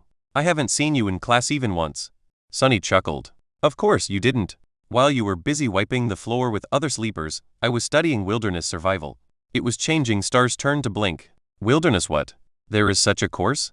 Cassie seemed equally puzzled. "Yes, there is. It might seem like an afterthought for most people, but for an outskirts kid like me, who never went to a fancy school or saw a private tutor, learning how to survive in the wilderness is the difference between life and death. Without it, I would have drowned the moment we were sent to the dream realm." On a rare occasion, Nephi looked completely bewildered. She rubbed her wrists and stared thoughtfully in his direction. "I see. I didn't know." Sunny grimaced and struggled to keep the venom from sipping into his voice. When he finally spoke, his tone was light and amiable. "That's okay. It's natural for someone of your status not to know." When he mentioned her status, a strange smile appeared on the Changing Star's face. But in the end, she didn't reply. Sunny continued, "Anyway, that's my ability. As for memories, I have 3. One is an armor, one is a sword, and the last one is a really loud bell." Now it was their turn to share. After a short pause, Nephi spoke, "My attributes give me an affinity to light and fire, as well as a strong affiliation to divinity. I have 2 memories, a rope." While she was speaking, Sunny was looking at Cassie, trying to read her expression. From what he saw, Nephi was telling the truth, but also not the whole truth. And judging by how hard the blind girl was trying to hide her true feelings, the secret hiding among Changing Star's attributes was not at all trivial. "Interesting. And a sword. The rope is very sturdy and can change its length. The sword is very sharp and can protect its wielder against souls attacks, to a certain extent. My ability can be used to heal." Sunny didn't miss the wording of the last part. Can be used to heal. Does this mean that its main purpose was something else? He was pretty sure that Nephi would not reveal all of her cards, just like him. However, healing abilities were extremely rare. Having one that could heal, but was not limited to healing, that would be simply unheard of. But then again, she was Changing Star, one of the few people in history to receive a true name in the first nightmare. If Sunny were to consider his own aspect ability, nothing seemed impossible. "I wonder what her aspect rank is." Outwardly, he pretended to be excited. "You're a healer? That's great. Having a healer among us is incredible luck." Cassie nodded and smiled. "Neph is also an amazing fighter. You should have seen her dealing with those scavengers." "Well, I also did not actually see it. But it sounded very scary." Sunny didn't need anyone to tell him how formidable of a warrior Nephi was. He had seen it with his own 2 eyes. Sort of. Actually, they were his shadow's eyes. Well, whatever it had instead of eyes. Meanwhile, Cassie sighed.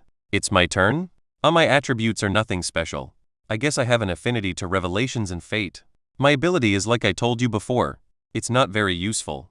About my memories, I have 3. The bottle, the wooden staff, and this armor. You already know about the bottle. The staff can create wind. The armor is actually of the awakened Ranka. Neph gave it to me when we met. It has a very powerful protective charm."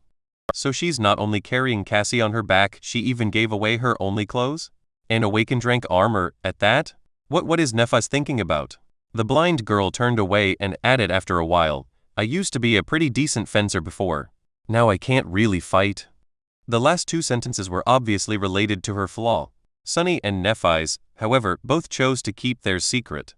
Despite the fact that knowing your companion's flaw was also important for cooperation and having each other's backs, sharing something like that demanded a very high level of trust.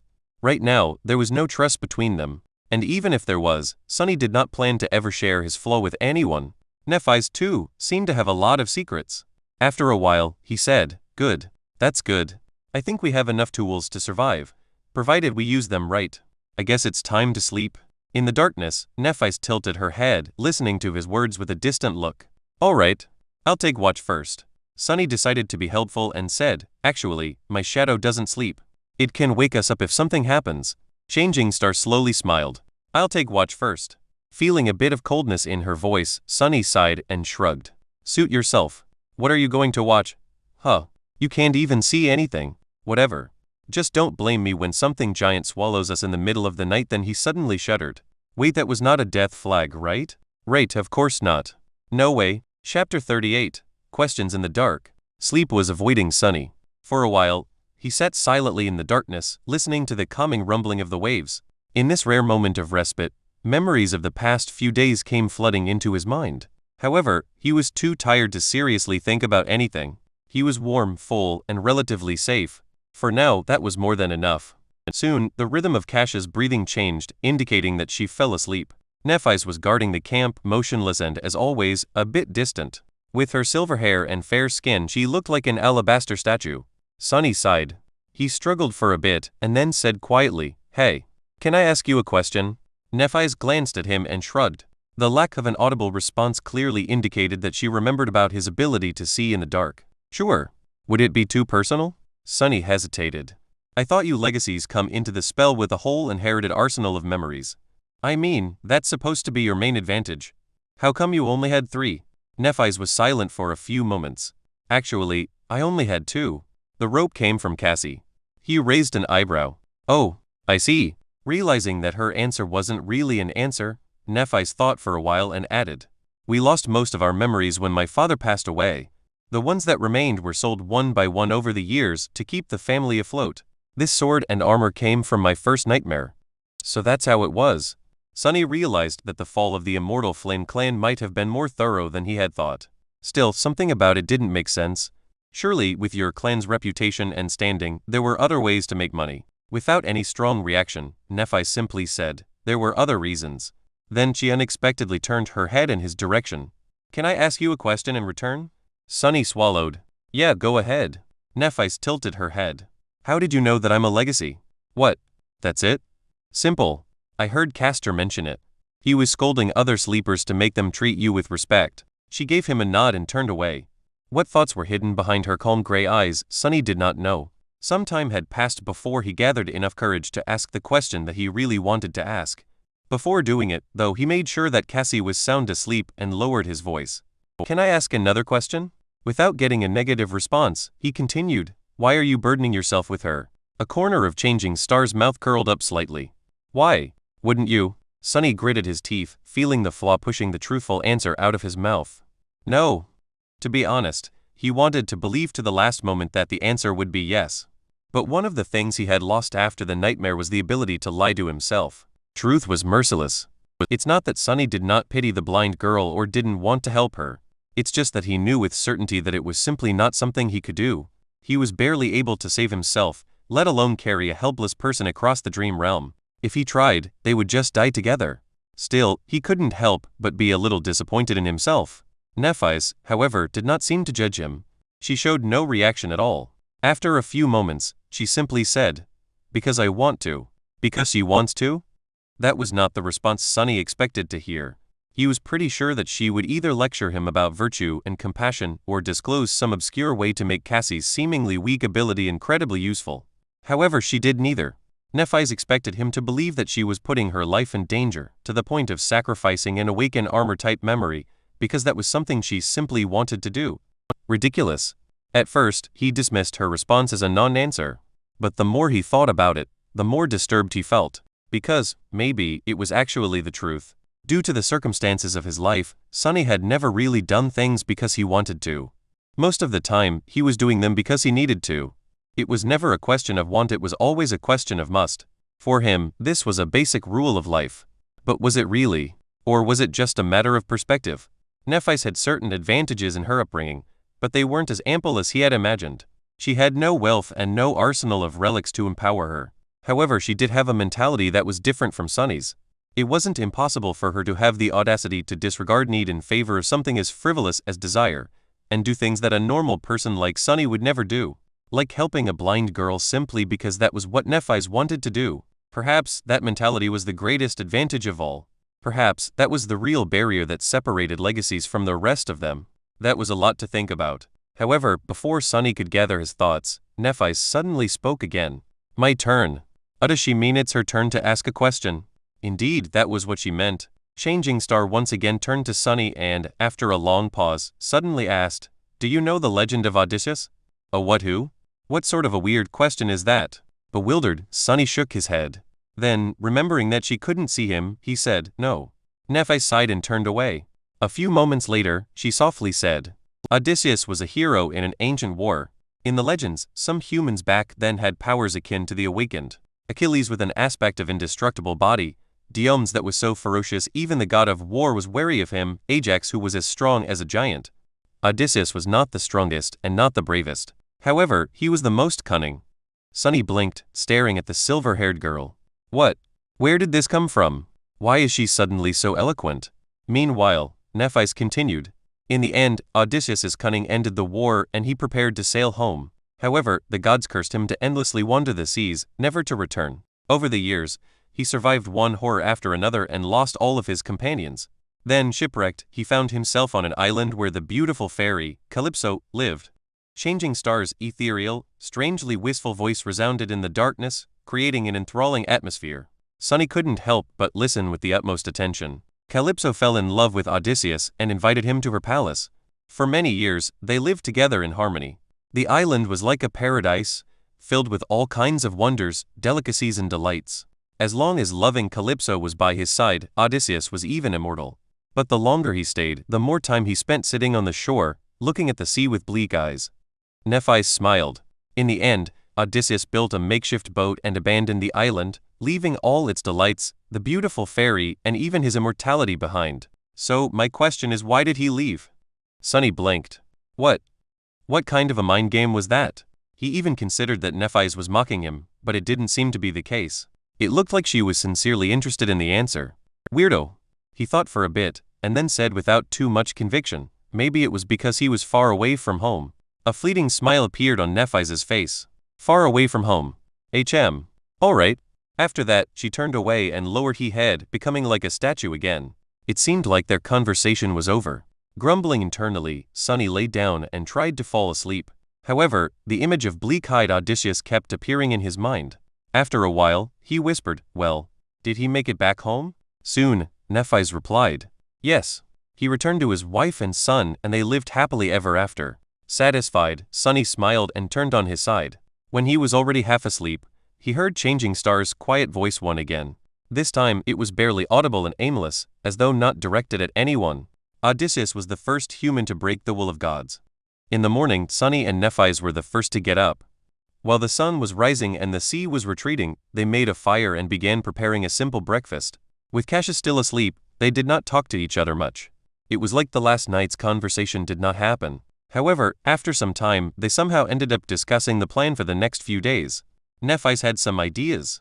With what you told us about scavengers crowding to the west, the logical step would be to start moving east as soon as we can. Of course, north and south are also acceptable, but that won't put as much space between us and the enemy. Sunny nodded, agreeing with that logic. We have explored to the east a little, but not enough to confidently make it to the next high point in a day. That's why the best course of action would be to spend today scouting a path to that group of cliffs over there and move the camp tomorrow. He sighed. Do you have any idea where we are? Would there be a human citadel to the east? Nephise shook her head. I've never heard of a region that fits the characteristics of this place. In any case, we have to move to find out more. We'll either find a citadel, encounter an unconquered gateway or die. East is as good of a direction as any. Plus, it's the safest, because there's a horde of monsters to the west. At that point, Cassie suddenly sat up straight. Her eyes were wide open, and her face was a little pale. She looked nervous and excited. Nephi's frowned. Cassie? What's the matter? The blind girl turned to them and smiled. I had a vision. Like a prophetic dream?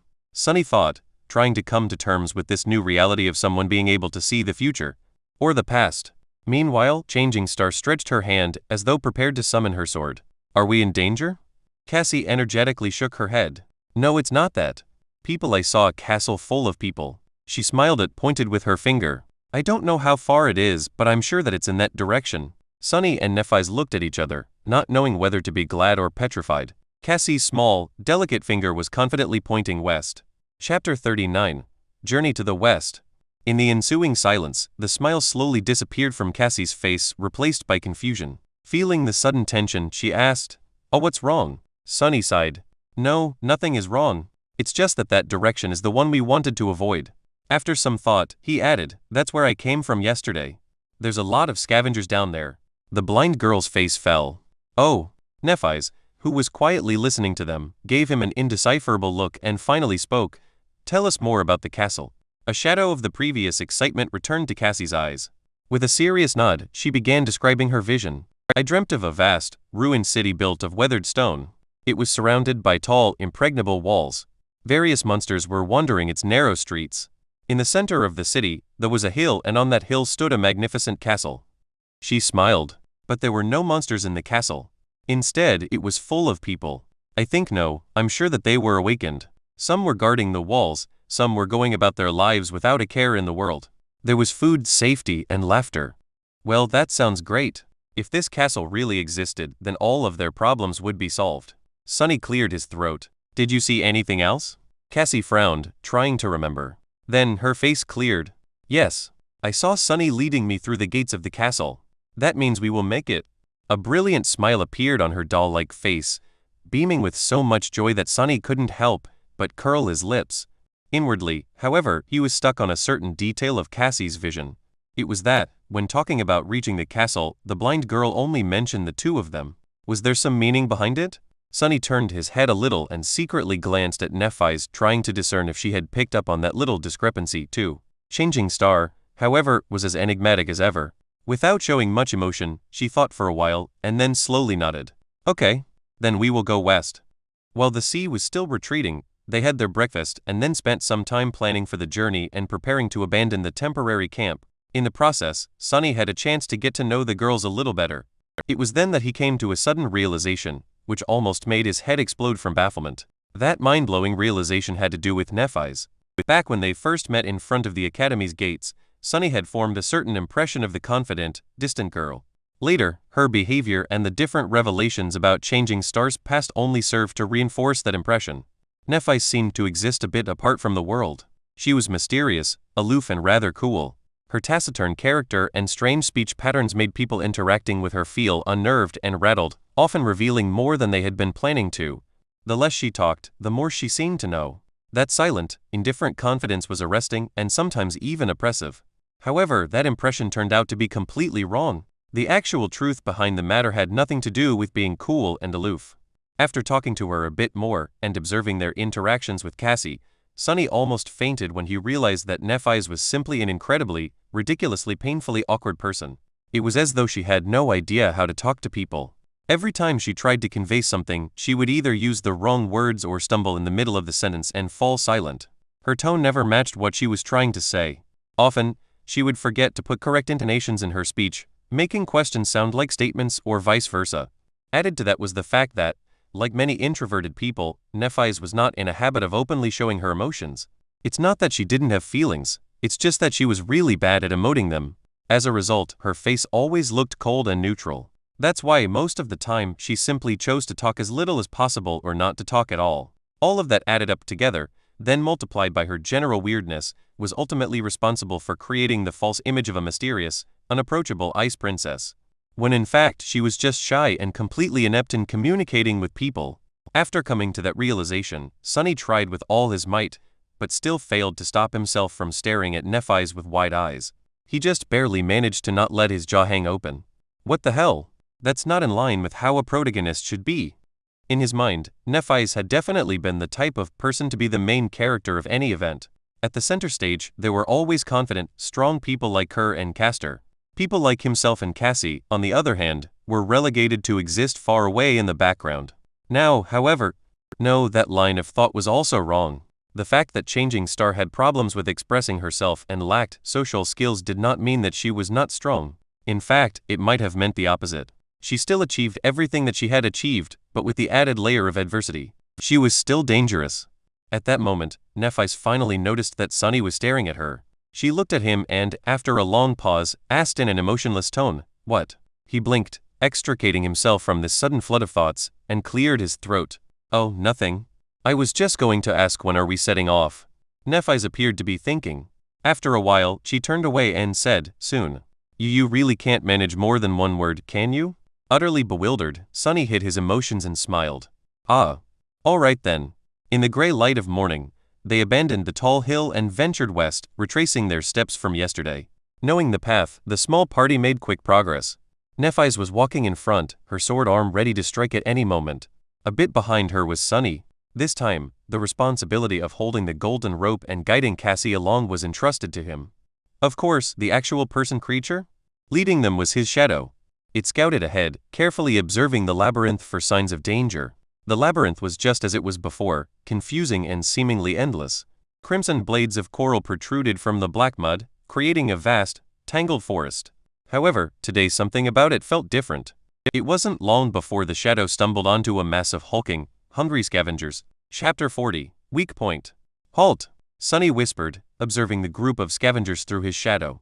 As soon as the word left his lips, Nephi immediately summoned her sword. After studying the surroundings for a second, she turned her head and glanced at him with a question in her eyes. Kesha, meanwhile, froze in place and hesitantly raised her staff. Sunny counted the monsters. 1, 2, 3, 5 curses. The hulking beasts seemed like the losers of the pack, similar to the one he had killed. However, their wounds were not as pronounced and terrible.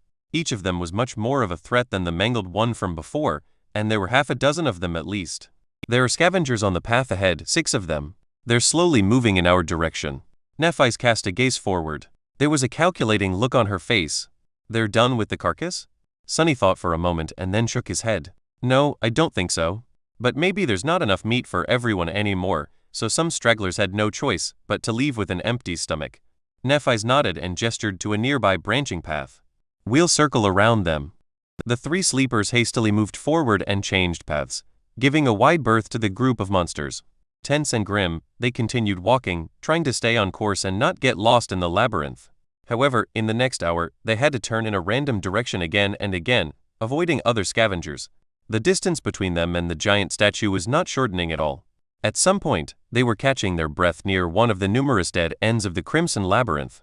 They had no choice but to wait, since a large number of creatures was moving past their hiding spot, separated from them by a long length of a twisting coral passage.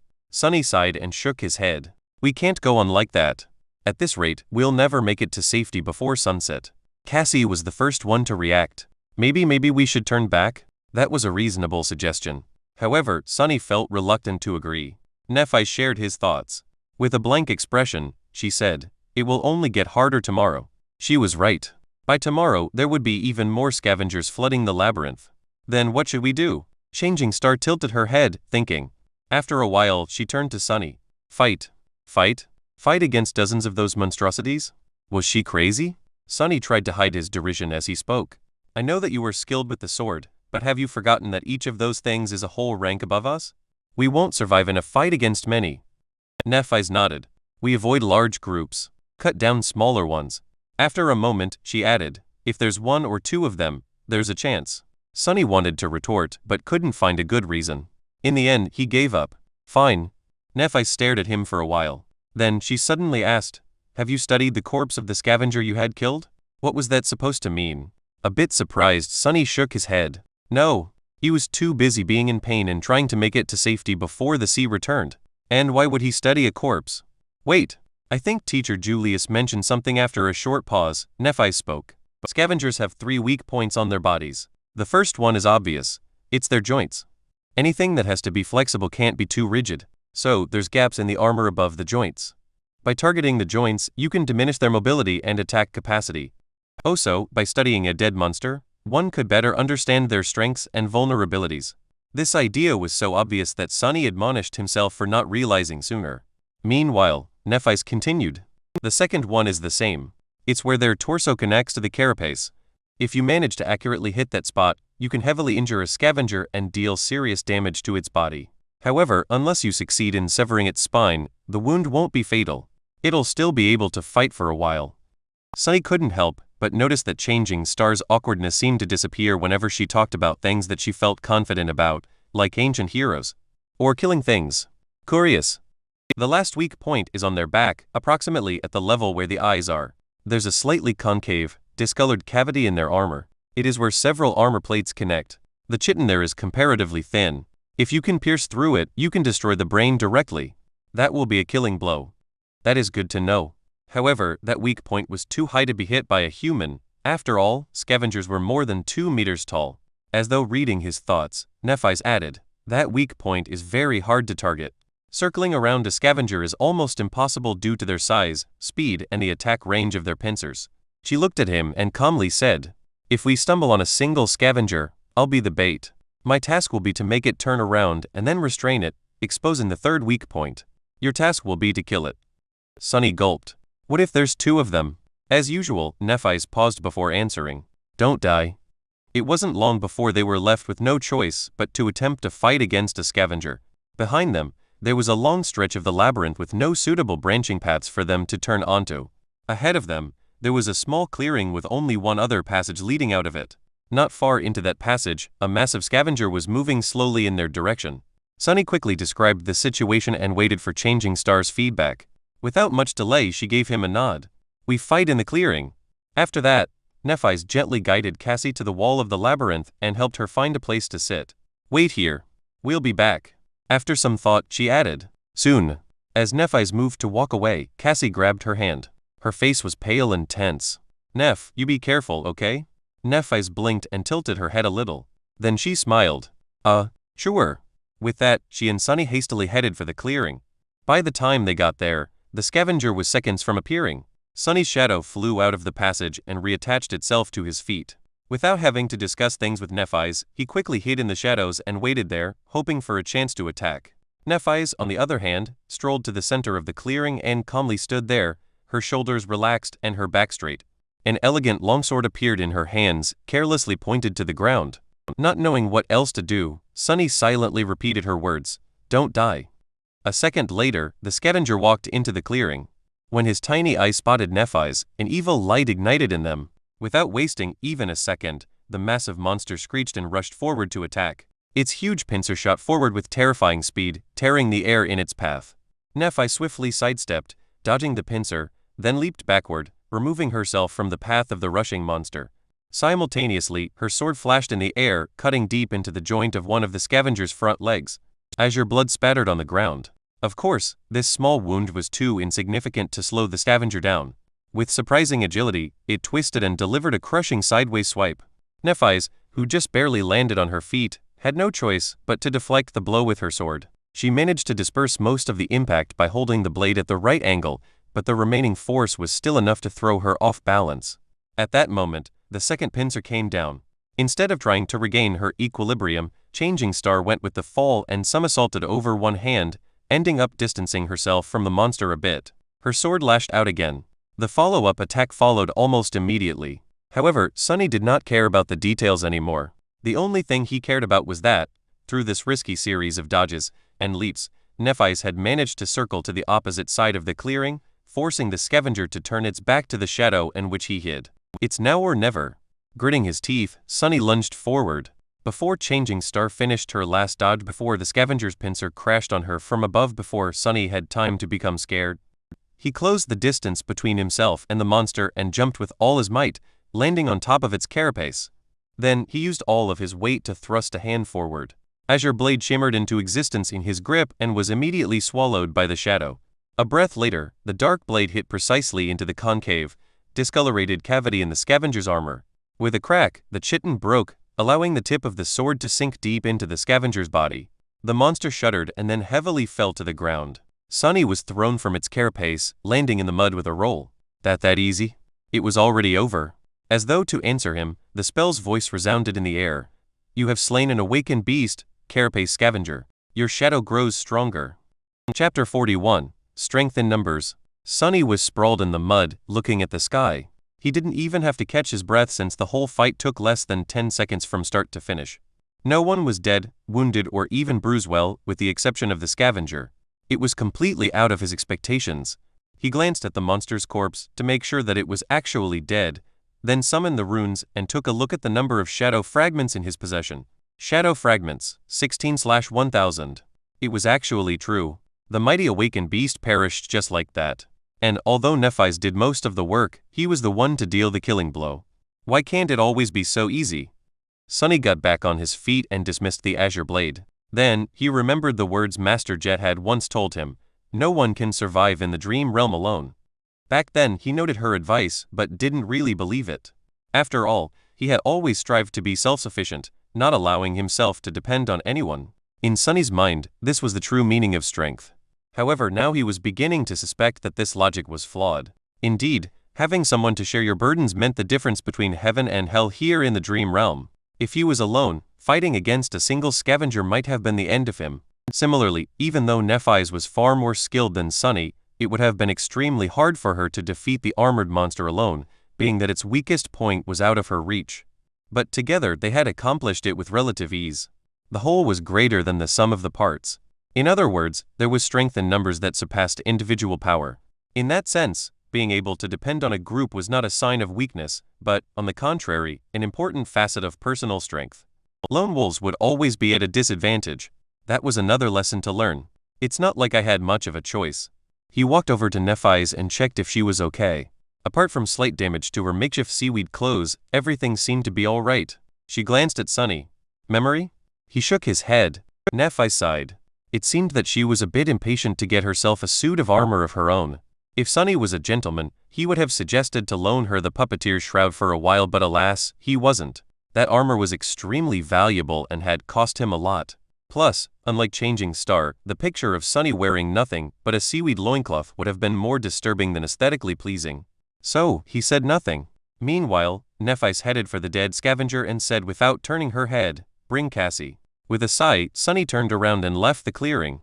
Soon, he approached the place where the blind girl was waiting patiently for their return. Hearing his footsteps, she flinched and raised her head. Sunny? How did she recognize me? All must be the way I walk. Yeah, it's me. Everything is over. Come on, I'll bring you to Nephi's.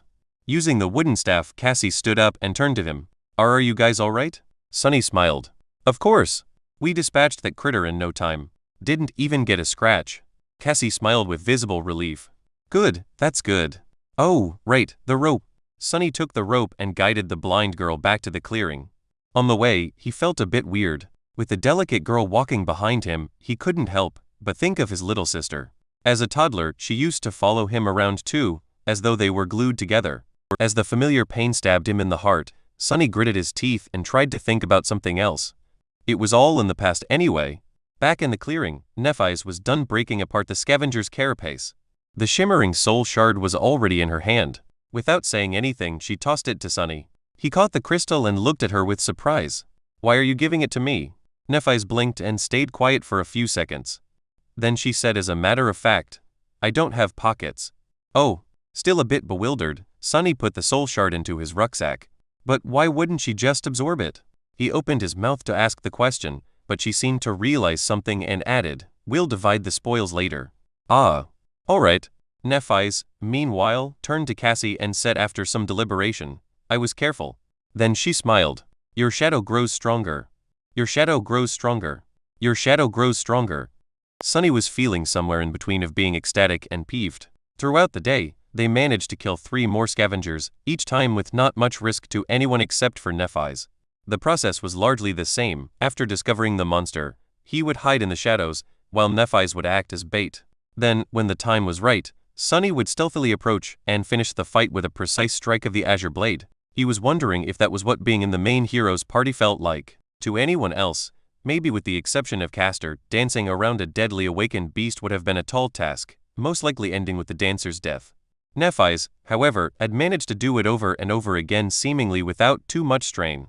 What's more, her performance was based solely on skill, with no aspect ability involved. In that regard, even Castor couldn't have done better. She was swift, calm and precise. Every move she made was calculated and perfectly timed. She seemed to innately understand the flow and logic of combat, which gave her the ability to roughly predict what actions the mindless beasts would perform in the next seconds.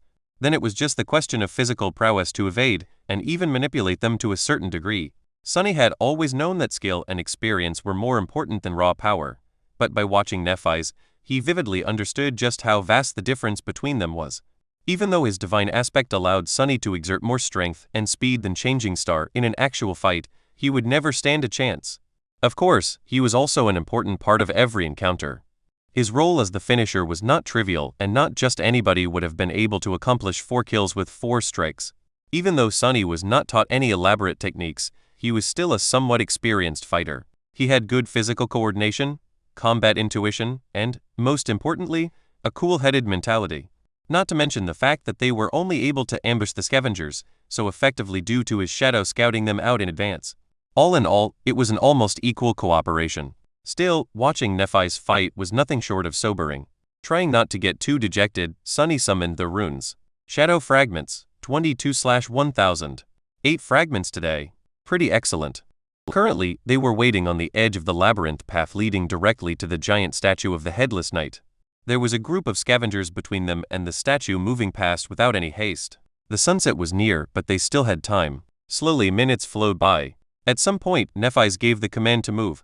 Helping Cassie along, Sunny followed Changing Star and quickly traversed the open space between the labyrinth and the statue. Now, they only had to get on top of it. However, it wasn't that easy. Scaling the 200-meter-tall monument would have been hard in normal circumstances, but now, they also had to somehow pull Cassie up. Leaving her behind until they were at the top would not have been safe. In the end, Nephi's and Sunny took turns pulling the rope every 20 meters or so. Cassie would hold onto the rocks and wait until they climbed higher, and then the process would repeat. It was slow and torturous, and by the end, Sunny's muscles were sore and almost on fire. But they managed to get to safety before the dark waters washed them away. As the night began to descend, the 3 sleepers sat in the center of the circular stone platform and rested. As they did not bring any materials to make a fire and it was already too late, there was no way to cook food. They ended up chewing on the strips of dried meat, passing the bottle of limitless water around. After some time, Nephi's gave Sunny a sign to take out the spoils of today's journey. He took out the 4 shimmering soul shards and put them on the ground. Without any discussion, Changing Star moved 2 crystals in his direction and took 2 for herself. Then she gave one of hers to Kasha. Sunny watched it in silence. By the time Nephi's and Cassie had absorbed their soul shards, he still didn't make a move to take his. After a while, he took another crystal out of the rucksack and moved all 3 to Nephi's. The silver-haired girl looked at him with surprise. "Don't you want to grow stronger?" Sunny grinned. "Of course I do. But these won't do me much good right now. It's no secret that you are the main fighting force of our group." He sighed. "The stronger you are, the better our chances of survival will get. Plus, it's not a gift. It's a trade." Nephi's raised an eyebrow. "A trade? What do you want?" Sunny deliberated for a few seconds before answering. "It's rather simple. I will give you these soul shards, and all other soul shards I earn on the way to that castle then." He looked her in the eyes and said, "In return, you will teach me how to fight." Chapter 42, Essence of Combat. Nephi's looked at him and contemplated. This time she remained silent longer than usual. Sunny felt a bit nervous under her gaze, knowing that he was being evaluated. With Changing Star's skill and insight, it wasn't hard to imagine just how much she had gleaned from his battle performance. Both his current level and future potential must have been pretty much laid bare in front of her. Were they enough to make teaching him worth her while? After some time, she took the soul shards and nodded. "Okay." Sunny smiled, congratulating himself on a successful deal. Not only did he receive a lot while not losing much, but he had also managed to create a bit of a favorable impression of himself in the eyes of Nephi's and Cassie. As far as performances went, this was a great one. "So when do we start?" Nephi shrugged. Now. Sunny glanced at the sun, which was already almost gone. Were they going to train in complete darkness? It wasn't really an obstacle for him. Changing Star, however, we will start with some words. That will be enough for today. After hesitating a little, she added, "Cassie, you listen too." Sunny and Kasha turned to Nephi's, listening to her like 2 obedient students. Despite the fact that their age was more or less similar, both knew that, in terms of martial prowess, Their companion had authority that was as beyond theirs as a dragon's might was beyond that of a worm. Nephi's thought for a while and then said, "Mastery of combat can be divided into two aspects. One is body and the other one is mind. Training the body is not easy, but it is rather simple. All you need is repetition and experience. In a fight, things happen too fast to consider every detail in the moment. That's why your technique must exist in your muscles and bones, so much so that it almost becomes an instinct." She paused. "You can achieve initial results through repetition. Then, it must be cemented through experience. The more battle experience you have, the deeper a technique will be assimilated into your body. There is no other way. 1,000 hours of training won't be as impactful as one real fight. Only those who survive countless battles can be truly in command of the body." That simultaneously made a lot of sense and no sense at all. On the one hand, the principle of improving through practice was quite logical. On the other hand, Changing Star's statement made it seem like all those lofty legacies with their years of training were nothing but harmless children. After all, no matter how good their tutors were, they had no real battle experience.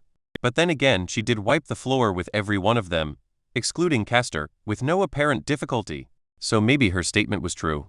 That, however, posed a question of its own: just what kind of life had Nephis led to possess rich battle experience at the tender age of 18? Should I stop calling her princess? Meanwhile, Nephis continued. Training the mind, however, is not simple at all. That is because, once you reach a certain level of skill, the mind is where the true combat takes place. The outcome is often decided before your body begins to move. And to master the mind, the first step is to understand the essence of combat. However, very few people truly do. She looked at them and asked, "What do you think that essence is?" Sunny hesitated. The essence of combat? What might it be? If it was some other legacy, you would have been tempted to say something stupid like honor, valor, or duty. But he already knew that Nephis did not fit into the image of a noble aristocrat he had in his mind. She wasn't someone who followed empty words. After a minute or so, Cassie finally answered, "Victory." And almost at the same time, Sunny said, "Survival." Changing Star shook her head. "No." Then she rubbed her neck and pierced them with a cold, fierce gaze. "The essence of combat is murder." Cassie flinched and opened her eyes wide. Sunny frowned a little. Nephis, however, did not seem to care. In the same calm tone, she continued, "At the core of it, there is only this. You are trying to kill your opponent, and they are trying to kill you. In the end, one of you will be killed, and the other one will be the killer. Everything else is just noise." Her words sank deep into Sunny's heart and reverberated there, causing something inside of him to resonate and awaken. Style doesn't matter. Weapons don't matter. Reason and intent do not matter. The only thing that matters is to be the last one standing. In this way, anything you do in combat must be viewed as only serving one of two purposes, either to kill your enemy or to prevent the enemy from killing you. Nephis lowered her eyes. "If you can understand that, you will have enough clarity to master the mind." After that, Sunny couldn't fall asleep for a long while. He lay on the cold stone, looking into the darkness, and thinking about what Nephis had taught them. Repetition, experience, clarity. These were the three keys to becoming a fearsome warrior. All three were important, but the last one was the most vexing.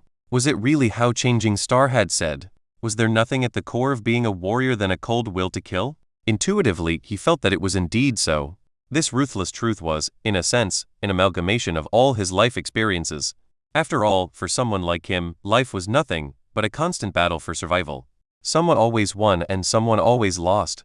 The former got to live for a few more days. The latter, no one cared what happened to them. Of course, life was life and combat was combat. To most people, they weren't one and the same. But what about the awakened? The sole purpose of their existence was to fight against the nightmare creatures. Very few could escape that fate. After coming to the academy, Sunny allowed himself to think that he had escaped the fate of always having to struggle at the edge of survival. But now, it seemed like he had just exchanged one battle for another. This was an uncomfortable thought. However, if he looked at it from a different perspective, did it actually mean that he always had a crucial advantage? Most of those chosen by the spell were forced to somehow adjust to this merciless way of life. But he had always lived like this. Was he actually one of the few perfectly suited to be an awakened? With this thought, Sunny fell asleep. In the early morning, he was awakened by a piercing scream. Chapter 43, Repetition. Sunny was on his feet even before fully waking up. Somehow, Azure Blade was already in his hand. His shadow was hovering beside him, ready to either wrap itself around the sword in case he needed to attack or around his body, in case it was already too late for that. He tried to understand what was going on. Nephis was nearby, her longsword raised in a defensive stance. Cassie, where's Cassie? Fearing what he might see, giant tentacles reaching for them from the darkness, he looked around. The eastern horizon was just beginning to show the first hints of dawn, adding a tiny shade of gray to the blackness of the world. In that blackness, there were no signs of danger. Finally, he saw Cassie. The blind girl was stumbling at the edge of the platform with a horrified expression on her face. With her blonde hair in a mess, she was stretching her hands out, clearly lost in space. Of course, there were no walls for her to find. The platform was open to the elements, and the only thing waiting for Cassie was a plunge into the dark, tumultuous waters. Before Sunny knew what he was doing, he was already running. That wasn't a very smart thing to do. After all, he did not know what had caused Kasha to scream and if there was some hidden danger nearby. Plus, it was still too dark for Nephise to see. His sudden lunge could have caused her to lash out with the sword before asking questions. All of these were good reasons to wait and observe first, but in an uncharacteristic and completely irrational manner, Sunny acted before thinking. He caught Cassie moments before she took a step off the platform and, holding her tightly in his arms, dragged the blind girl back. "I got her," Sunny yelled, letting Changing Star know that there was no need to stab him with a sword. And then, in a quiet voice, he said to Cassie, "I got you. It's all right. Everything is fine." Calmed down, he felt the girl's body trembling and looked around again, trying to understand what had scared her so much. But there was nothing. Nephise was listening to the sea for the same reason. After a few seconds, she asked, "Do you see anything?" Sunny helplessly shook his head. "No." He helped Cassie sit down in the center of the platform. While Nephise stood guard above them, he looked the blind girl over to make sure that there were no wounds on her body. Everything seemed to be fine. "She's not hurt anywhere." Changing Star looked down. Although her face remained indifferent, he could tell that she was a bit flustered. After a second or two, she asked in something that might have been her version of a calming tone. It sounded pretty much exactly the same as usual. "Cassie? What happened?" Magically, that did seem to calm the blind girl down a little. At least enough for her to speak in a quivering voice. Cassie extended one hand and pointed down. "T's the head I saw, gods." Sunny frowned and looked at Nephise. "Did she see a vision? The past?" The tall girl was silent for a moment. "I don't know. It never happened before." Both of them turned to Cassie, not sure what to do.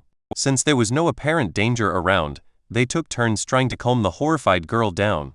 However, after that one sentence, she fell quiet and refused to speak again. Nothing seemed to help. After a while, Nephise sighed. "Let's leave her be, for now. Maybe she needs time." Sunny was about to retort, but truth be told, he didn't have any ideas either. In the end, he just nodded. "Okay. I'll keep an eye on her." Changing Star, however, had other ideas. As the sun was rising and the surging sea was receding, Nephise chose to give Cassie some space and led Sunny to the edge of the platform. However, she made sure to always have the blind girl in the periphery of her vision. Kasha sat hugging her knees. Her eyes were closed, but small tremors that periodically ran through her body betrayed that she was awake. Sunny's eye twitched. "Are you sure it's okay to leave her like this?" Nephise gave him a complicated look. "Yes." Then, after some thought, she added, "Cassie is strong." Sunny wasn't sure how to answer. If Changing Star considered someone to be strong, then they most likely were. However, strong was the last word that came to his mind when he thought about the delicate, beautiful, blind girl. Wasn't she someone who constantly needed their help?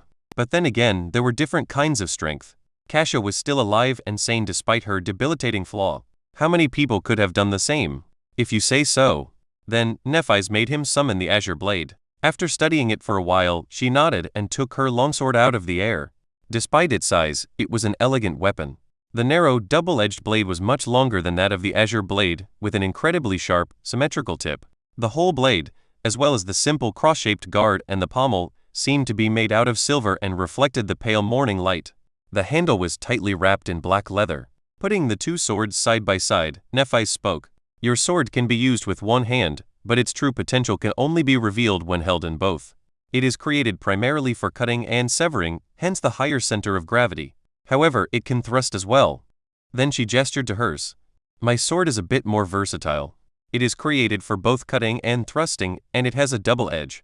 However, the principle of wielding these two swords is the same." She took the sword in both hands, placing one near the guard and another near the pommel. Then she performed a downward slash. They are both leverage-based weapons. When held with two hands, one hand pushes, she pushed the sword down with the hand near the guard, while the other hand pulls. The hand near the pommel simultaneously pulled the handle up, giving the blade a tremendous boost in speed. This is how you generate force and perform powerful strikes. Now your turn. Sunny looked at his sword and gripped it with both hands, mimicking Nephai's pose. Then, he raised it and slashed down, making sure to enhance the force of the strike with his lower hand. The Changing Star observed him. You need to understand that a strike doesn't come from the hands. It comes from your whole body. Power comes from your feet, your hips, your core, your shoulders, and is only then transmitted to your hands. Like this. She demonstrated the downward slash again. This time, Sunny paid attention to the overall stance and movements of every part of Changing Star's body, as opposed to only the sword. He wasn't a novice to fighting. Instinctively, he already knew how to deliver a proper punch even if, before, there wasn't a lot of strength in his body. The principles of striking with a sword were largely the same, so Sunny quickly understood the overall concept. He performed the simple downward slash a few more times. After each time, Nephais gave him pointers and corrected his mistakes. Sometime later she was finally satisfied with his form. Good. Sunny smiled, proud of his achievements. Nephais looked at him thoughtfully and nodded. Now, do it 1,000 more times. The smile froze on Sunny's face. 1,000? Did she say 1,000? He blinked. Sorry. How many times? Changing Star tilted her head and thought for some time. Well, we don't have much time today. So yes. Only 1,000. Ha. Ha ha. Only 1,000, eh? Sunny forced himself to sound polite. I see. All right. As Nephais walked back to sit with Cassie, he turned to the sea and raised his sword. 1. The azure blade whistled as it cut the air. He raised it again. 2. Push and pull. This is how you generate force. 3. Strike with your whole body, not just your hands. 4. As Sunny raised his sword and slashed down, over and over again, only one thought eventually remained in his mind. Repetition, experience, clarity.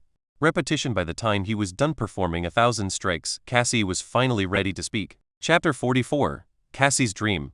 With pretty much every muscle in his body sore, Sunny walked over to the girls and fell on the ground. After catching his breath, he looked at Kasia. Cassie? Do you feel better? Several seconds later, the blind girl slowly nodded. That's a relief. He shifted and hesitated for a bit.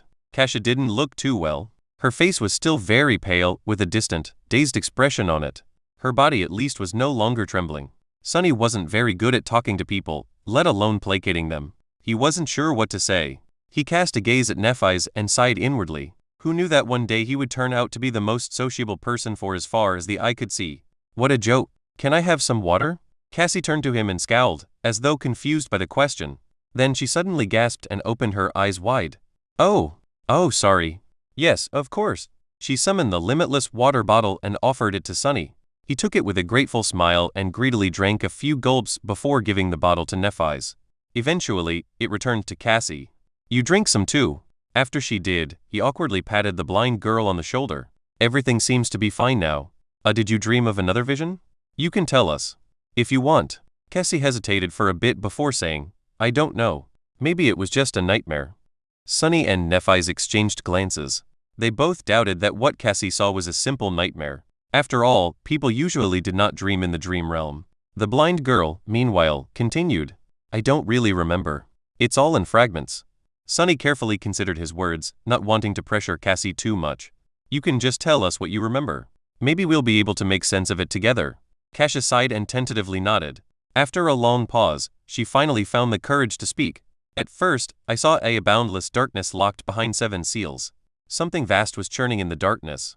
I felt like if I directly saw it, I would lose my mind.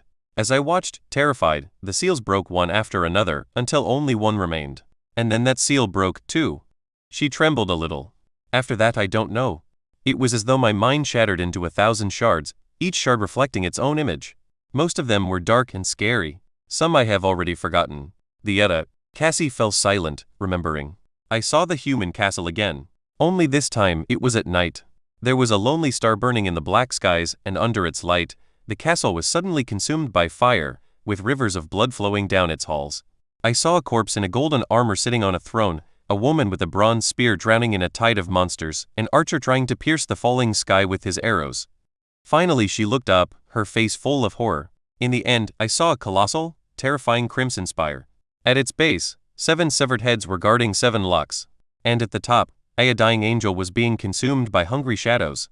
When I saw the angel bleed, I suddenly felt as though something so precious that it can't be described with words was taken from me. Her voice became quieter. Then, I felt so much sorrow, pain and rage that what little remained of my sanity seemed to disappear. That was when I woke up, I think. Nephi's and Sunny remained silent for a while, trying to make sense of what Cassie had told them. Even if Nephi's had an idea, she didn't show it. Sunny, however, was totally lost. He couldn't even begin to decipher the hidden meaning behind the vision if it even was one. Previously, Cassia's vision about the castle was pretty much straightforward. It showed her a human fortress and even the direction in which it was situated. This time, however, her dream was disjointed, full of weird symbolism and vague, uncertain images, much more like a charlatan's prophecy than a vision gained through an aspect ability. Finally he sighed. Maybe it actually was just a nightmare. Your previous visions weren't like this, right? Cassie silently shook her head. Sunny scratched the back of his head. Well, people don't usually dream in the dream realm, but you do. Perhaps seeing a random nightmare once in a while is a side effect of your ability. The blind girl turned to him, a faint relief written on her face. You really think so? He hesitated, trying to find the right words. Why not? It's a possibility. Inwardly, however, he felt uneasy. A dying angel being consumed by shadows, why does it sound so ominous? I should try and stay away from angels in the future. Gee, what has become of my life? A sentence like that doesn't even sound insane anymore. With that, they were finally ready to welcome a new day. Sometime later, they were sitting on the western edge of the stone platform, looking at the scavengers below. Sunny's shadow was busy scouting a path to the next high landmark. Were there always that many? Sunny glanced at Nephi's and shook his head. No, there were much more. They seem to be almost done with the carcass. I doubt it will last until nightfall. Which meant that, by tomorrow, all these beasts would be roaming the labyrinth, making it hard for the three sleepers to make any progress. It would be best to leave today and put some distance between themselves and the horde before the scavengers were done with their feast.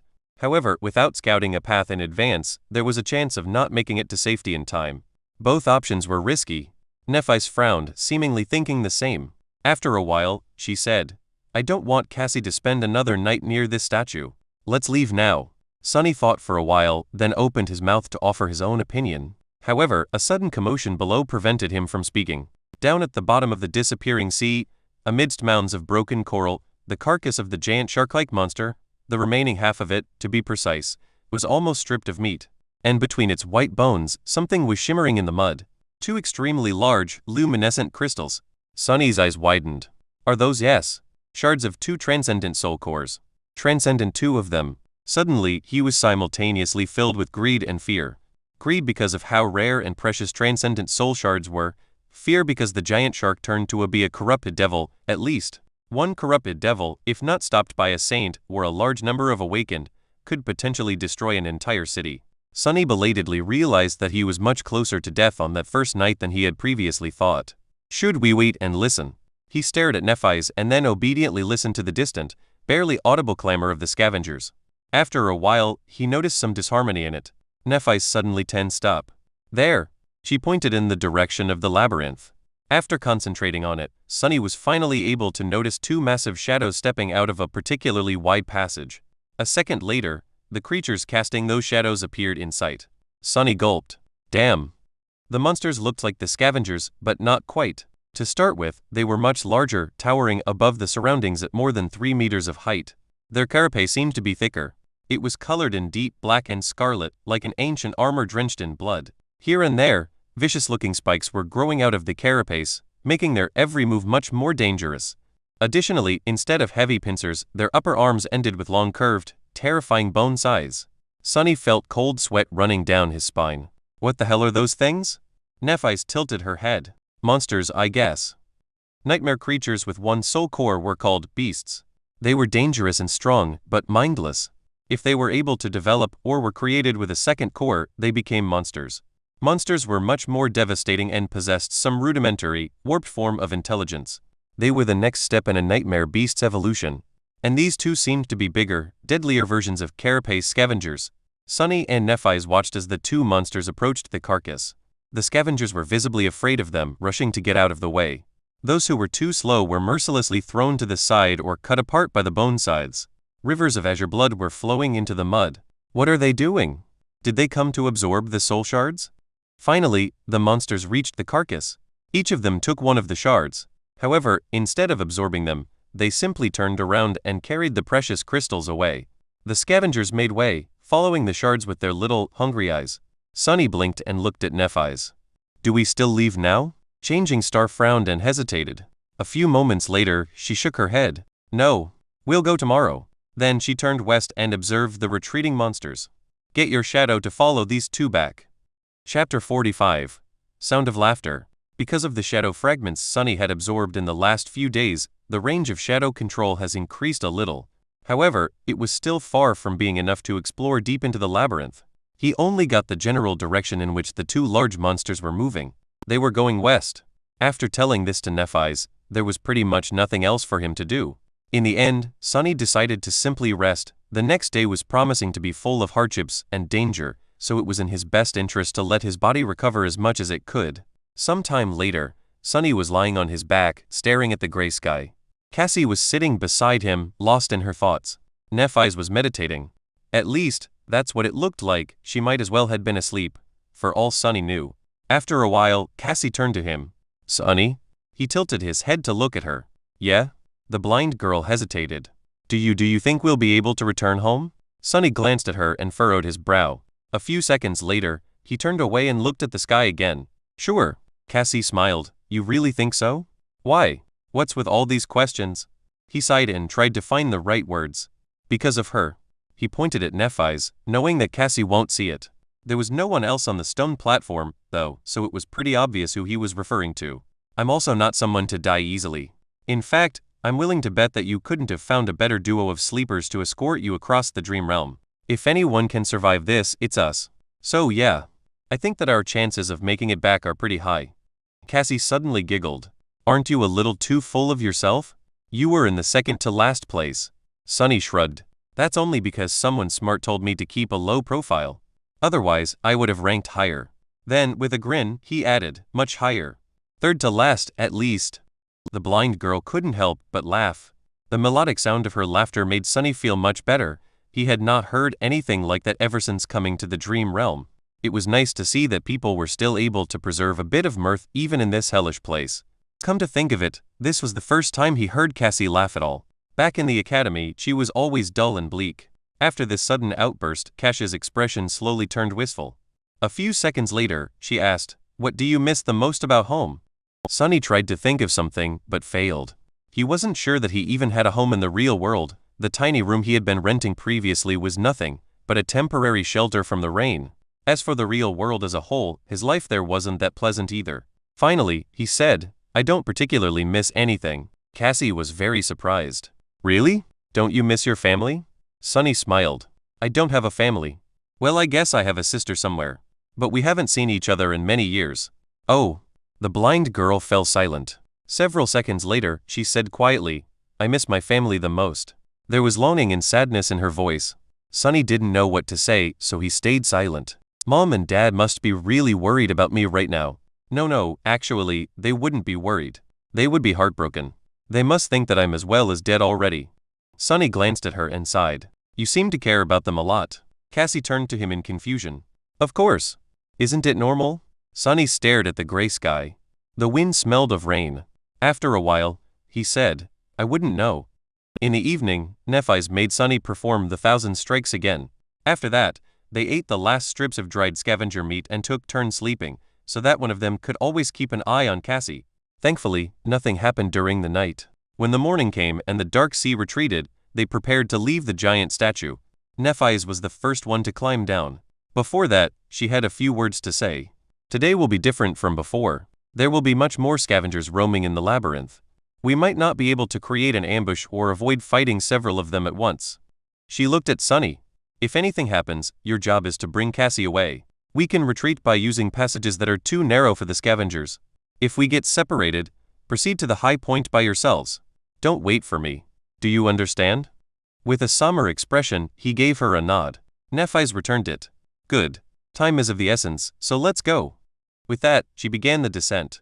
After Nephi's reached a point 20 or so meters below them, she found purchase and waited. Using the golden rope, Sunny lowered Cassie down. Just like while climbing up, they took turns helping the blind girl. Luckily, climbing down the statue was much easier. Soon, they reached the ground. Entering the labyrinth, the trio moved forward with haste. The shadow was ahead of them, scouting for monsters and optimal paths. Despite that, their progress was slow and chaotic. They had to constantly change direction to avoid groups of scavengers, often ending up in dead ends or moving further away from their destination. Sunny, who played the role of the scout and navigator, felt his brain slowly starting to boil.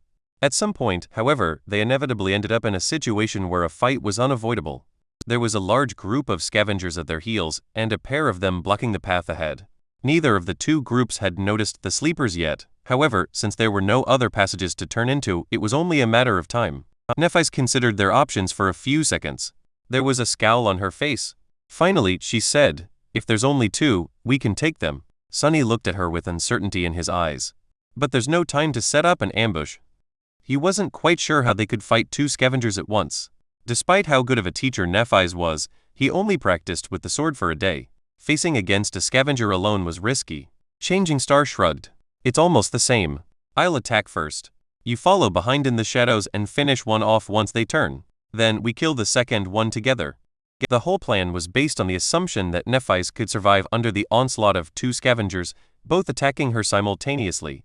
Sunny was very impressed by her prowess, but he wasn't sure that it was possible. There was a large probability that Nephise would die. He still remembered that she wasn't present in Cassie's first vision. But what else could they do? A bit rattled, Sunny gritted his teeth. "All right." After a short pause, Nephise summoned her sword. Then she stepped forward. Chapter 46, Experience. After finding a good hiding spot for Cassie, Sunny and Nephise proceeded forward to face the scavengers. Soon, they saw two hulking silhouettes in the distance. With her lips pursed together, Nephise threw over her shoulder, "Keep up." Then, like a runner preparing for a race, she got down on one knee, inhaled deeply and lunged forward. Damn! Sunny dove into the deep shadow cast by the wall of the labyrinth and followed, running as fast as he could. However, the distance between them kept growing. Suddenly, he remembered walking behind Nephise as they crossed the bridge to the academy. Was it his fate to always follow behind her? Changing Star's running speed was incredibly fast. She was practically flying through the air, like an arrow let loose from a bow. One of her arms was stretched backward, holding the sword with its point to the ground. The other was cutting the air with each stride. It took the two scavengers a couple of seconds to realize what was happening after noticing her. By that time she was almost upon them. With madness burning in their eyes and viscous saliva dripping from their mandibles, the monsters screeched and charged forward. Nephise did not slow down, as though planning to ram them with her body. Sunny's heart skipped a bit. 4 terrifying pincers shot through the air. At the last moment, Nephise fell backward, falling on her side. The inertia carried her forward as she slid through the mud, passing between the scavengers. Then she twisted her body and stopped herself by plunging the sword into the ground. A bit slower, and she would have been impaled by one of the scavenger's legs. Crazy. She's crazy. By the time Changing Star got back to her feet, one of the scavengers had already turned around. However, Sunny couldn't see what was going on as his sight was blocked by the bulky carapace creatures. He only heard the sound of chitin striking against steel. There was no time to worry about that anyway, since he had his own problems to solve. Due to the insane maneuver that Nephise had pulled off, the second scavenger lagged a little behind the first one. It was just about to turn around when Sunny finally got close enough to launch an attack. Silently cursing, he ran up a narrow protrusion on the coral wall and jumped, aiming to pierce the weak point at the scavenger's back from above. His shadow was already wrapped around the azure blade, but at the last moment, the scavenger suddenly moved, slightly turning its torso to the right. The blade missed the concave spot where the armor plates connected, and instead hit one of them square in the center, sliding helplessly across adamantine chitin. Crap. Instead of killing the beast with one decisive blow, Sunny ended up dealing no damage at all. What's worse, he landed right on top of the scavenger, practically hugging it from behind. In the next moment, the scavenger shook its carapace, throwing the irritating human off. Sunny flew sideways and crashed into the labyrinth wall, feeling breath being knocked out of him. Suffocating and disoriented, he fell gracelessly into the mud. Not good. By some instinct, Sunny rolled to the side. Something tore past him and hit the wall, sending pieces of crimson coral flying through the air. Then he was lifted into the air and thrown backward. But by that time, however, he had already come to his senses. Twisting his body, Sunny managed to land on his feet and take a few steps back without falling. In the next second, his sword was in front of him, held in both hands just like Nephise had taught him. The scavenger was already charging at him with a menacing fire burning in its eyes. Repetition. Experience. The shadow flowed from the azure blade to his hand, then spread to his arm, shoulder, and then finally covered his whole body. Sunny instantly felt stronger, faster, more resilient. But was it enough? No. To survive, he would definitely also need some luck. One pincer flew at him from the right, the other from the left. There was no time to retreat or dodge sideways. So, instead, Sunny did something that made every instinct in his body scream in protest. He jumped forward, closing the distance to the charging monster. The pincers clashed together with a loud crack behind his back. Instinct or not, it was the only logical step. After all, the attack range of his sword was much shorter than that of the scavenger. He could only fight back by getting close. Before the beast had time to react, Sunny did what he had recently done thousands of times. His muscles moved even before his mind gave the command. With one fluid motion, he raised the sword over his head and slashed downward, pushing with one hand while pulling with the other. His whole body moved in concert to deliver a powerful blow. The azure blade whistled as it cut the air. Then it hit the joint of one of the scavenger's front legs and cleaved right through it, severing the limb entirely. Blue blood sprayed everywhere. Sunny had less than a second to be amazed. I actually did it? But there was no time to be distracted. Due to the loss of its front leg, the scavenger lost balance for a moment, careening forward and down. However, he had 7 other legs. This wasn't going to last long. Coincidentally, though, at this exact moment, his other front leg slid in the mud, bringing the monster even further down. Sunny did not waste this chance. Taking a step forward, he thrust the azure blade up, pushing it into the scavenger's mouth. A severed mandible fell to the ground as the monster impaled itself on the sword with its own weight. The massive body of the nightmare creature convulsed before falling still. It was dead. Sunny slowly exhaled, only now feeling the pain in his chest and at the back of his head. He carefully touched it and grimaced. His hand came back wet with blood. At least I'm alive. You have slain an awakened beast, carapace scavenger. You shadow grows stronger. You have with no time to listen to the spell. Sunny tugged on the sword to dislodge it from the monster's head and hurried to help Nephi's. However, it was too late. The other scavenger was lying in the mud, clearly dead. His limbs were still twitching, indicating that the fatal blow was delivered just moments ago. It seemed like Nephi's had managed to sever its spine by piercing the weak spot at the base of the beast's torso with her longsword. He couldn't see the silver-haired girl behind the bulky carcass. As Sunny approached it, he heard the sound of rugged, strained breathing. Then a shaky voice came from behind the scavenger. Don't come any closer. In the deathly silence of the battle's aftermath, Changing Star's voice sounded strange and subdued. Sunny suddenly felt as though someone had squeezed his heart in a fist. Steeling himself, he took another step forward. Nephi's was standing in front of the dead scavenger, trying to catch her breath after the intense fight. There was a bloody gash on her shoulder. However, it didn't look life-threatening. Sunny's attention, though, was instantly drawn to something else. It seemed that at some point during the fight, the tall girl's makeshift seaweed top came apart, leaving her naked above the waist. She was covering her chest with one arm. Behind the arm squished, the supple fullness of her. Sunny flinched as though someone had stung him and hurriedly turned around. His face was burning. Without thinking about it, he even made his shadow look away. An awkward silence followed. After some time, Sunny forced himself to speak. Are you all right? Nephi's was slow to answer. Yes. Good. Good. I'll go fetch Cassie then. All right. Feeling as though an army of monsters was chasing him, he walked forward on stiff legs and then quickened his step, barely holding himself from running. Her fault. It's her fault. She should have communicated things clearer. Trying to get the vivid image out of his head, Sunny hurried to the place where Cassie was waiting for them. By the time they returned, Nephi's had already fixed her top and was wearing it as though nothing had happened. However, Sunny couldn't help but feel that the look she gave him was somewhat weird. Forget it. After checking the wound on his head, Changing Star said, It's just a bleeder, nothing serious. Tell me if you feel dizzy and nauseous or have a strong headache, though. Since Sunny had none of these symptoms, he kept quiet. Nephi's looked down at his clothes and sighed. Memory? He opened his mouth to say no, but then fell silent. Come to think of it, when he killed the scavenger, the spell did say something else, after informing him about the absorbed shadow fragments.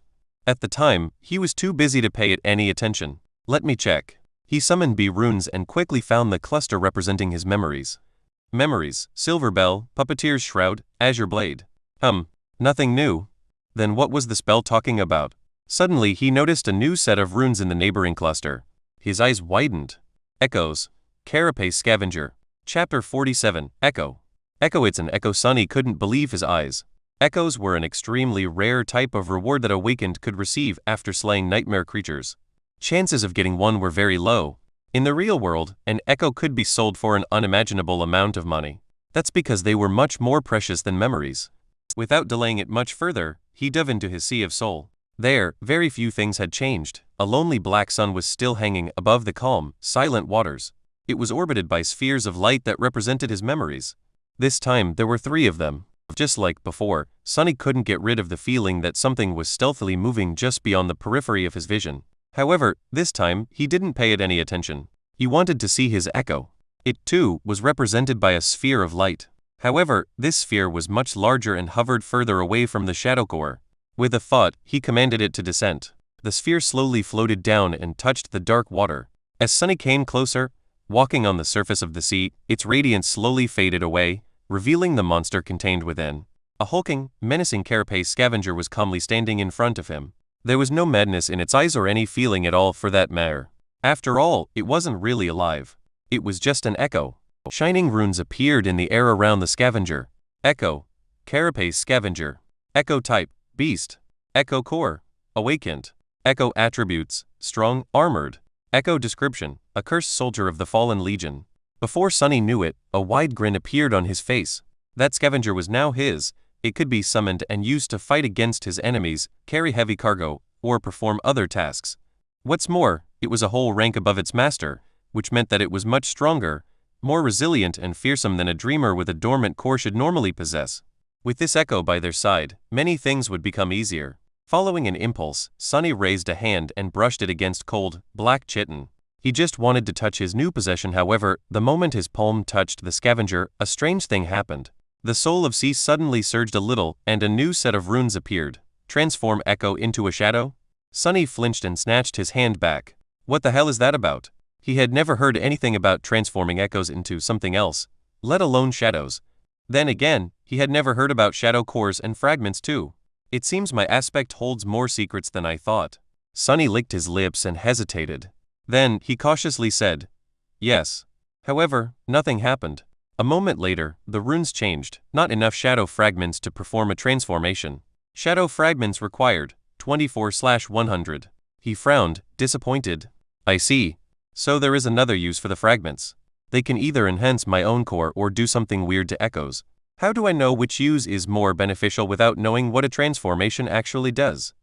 An echo was plenty useful by itself. Sunny felt that it would be wiser to concentrate on strengthening himself, at least for now.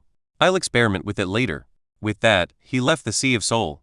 Since he had spaced out for quite a bit, Nephi's was looking at him with a silent question in her eyes. Sunny grinned. I got an echo. Her pupils slightly widened. Cassie, on the other hand, was more expressive, an echo. You actually got an echo? Yes. Since the larger group of monsters was now minutes away from catching up with them, Sunny didn't waste any time and summoned the scavenger. The hulking beast immediately appeared in front of him, seemingly sewn together from tiny sparks of light. Soon, its black chitin became fully corporeal. Following Sunny's command, it shifted a little and raised its mighty pincers. Nephi's observed the echo with an unreadable expression. Then, a corner of her lips slightly curled up. Good. Sunny looked at her with a smile. I think we can task it with carrying Cassie. Outside of battle, it will help us the most. The blind girl's mouth fell open. Carry me? Like a mount? He chuckled and slapped the scavenger on its carapace. This bad boy can fit a petite girl like you with no problem at all. Trust me, I've been clambering these things a lot for the past few days. It's actually quite spacious on top of them, especially if they're not trying to kill you. Cassie hesitated. Well, okay. If you think it's for the best. Sunny and Nephi's helped the blind girl to climb on top of the echo. Then they used the golden rope to create makeshift reins for Cassie to hold onto. After quickly retrieving soul shards from the dead scavengers, the sleepers hastily left the passage, narrowly avoiding another battle. With Cassie riding comfortably atop the scavenger, their overall speed dramatically increased. Sunny and Nephi's were jogging in the front, hoping to recoup the time lost in the first half of the day and reach the high point with an hour or two to spare. From time to time, they had to take detours to avoid fighting groups of carapace monsters. However, with a monster of their own by their side, the mood and mental state of the 3 sleepers were much better. For the first time since coming to this place, Sunny felt somewhat calm. Of course, this calmness didn't last long. At some point, he noticed that the wind had picked up a bit. Almost simultaneously, Cassie asked them to stop. Nephi's and Sunny looked at her with deep frowns. It seemed that they both had a bad premonition. What is it? The blind girl let go of the reins. Do you hear anything? They looked at each other, then shook their heads. No. Why? Cassie scowled. Help me get off this thing. After they helped her, she stood motionless for a while, listening. Her scowl deepened. Then the blind girl cautiously kneeled and put her ear to the ground. "What do you hear?" Cassie licked her lips. "It's murmuring." Suddenly, a drop of water fell on Sunny's face. He raised his head and looked at the sky. There, dark stormy clouds were gathering with unnatural speed. Pretty soon, they were bound to cover it completely, including the sun. And when that happened, his eyes widened. Chapter 48, The Storm. "We need to move, now." As Nephis turned to him, Sunny grabbed Cassie and helped her stand up. His face was even paler than usual, and there was a panicked look in his eyes. "Now, help me get her back on the Scavenger." The silver-haired girl raised her head and looked at the sky. Soon, her expression darkened. Without saying anything, she did as he had asked.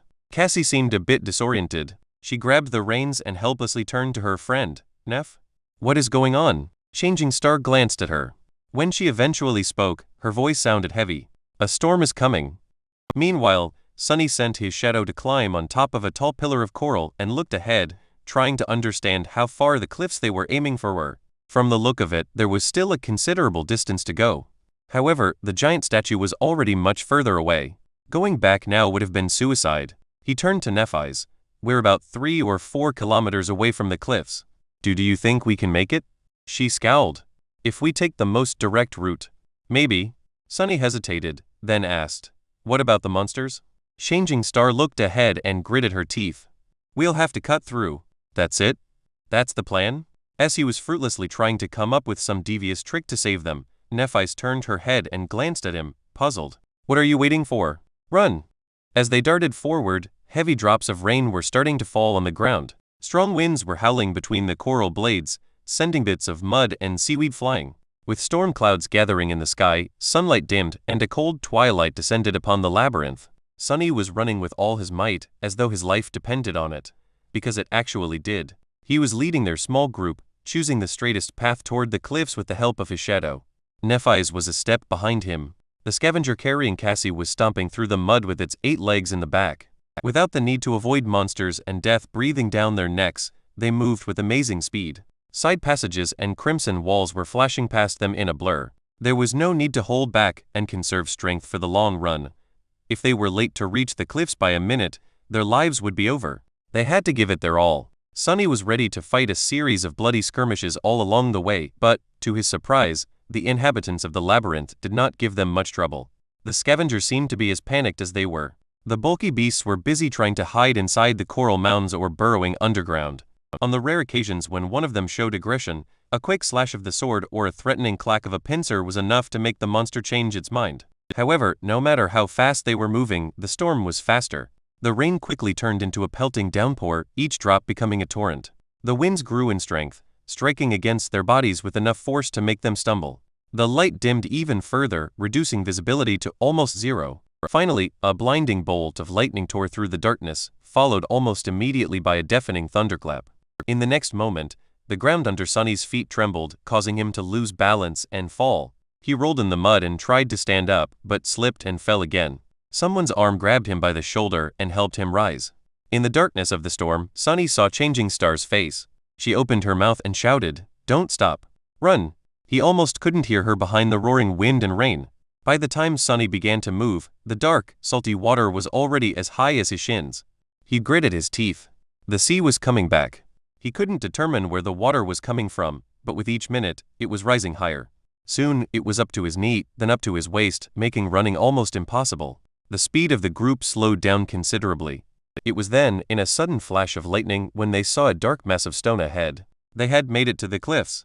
Almost at the same time, a terrible rumbling sound came from the depths of the labyrinth. Turning back, Sunny saw a colossal, crushing torrent of black water rushing through the crimson forest. Some distance away, a tardy scavenger was caught by it and thrown against the coral walls. The unbreakable carapace of the mighty creature cracked and burst open like a rotten egg. "Curses!" He turned to Nephis. "Time is up. Start climbing." She caught him by the arm. "Dismiss your echo." Sunny didn't know whether the scavenger could scale the cliff.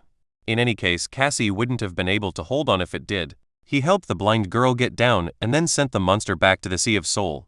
Nephis lowered herself to let Cassie climb on her back, then tied them together with the golden rope. Not wasting any time, she gritted her teeth and stepped forward to grab onto the wet rocks of the cliff wall.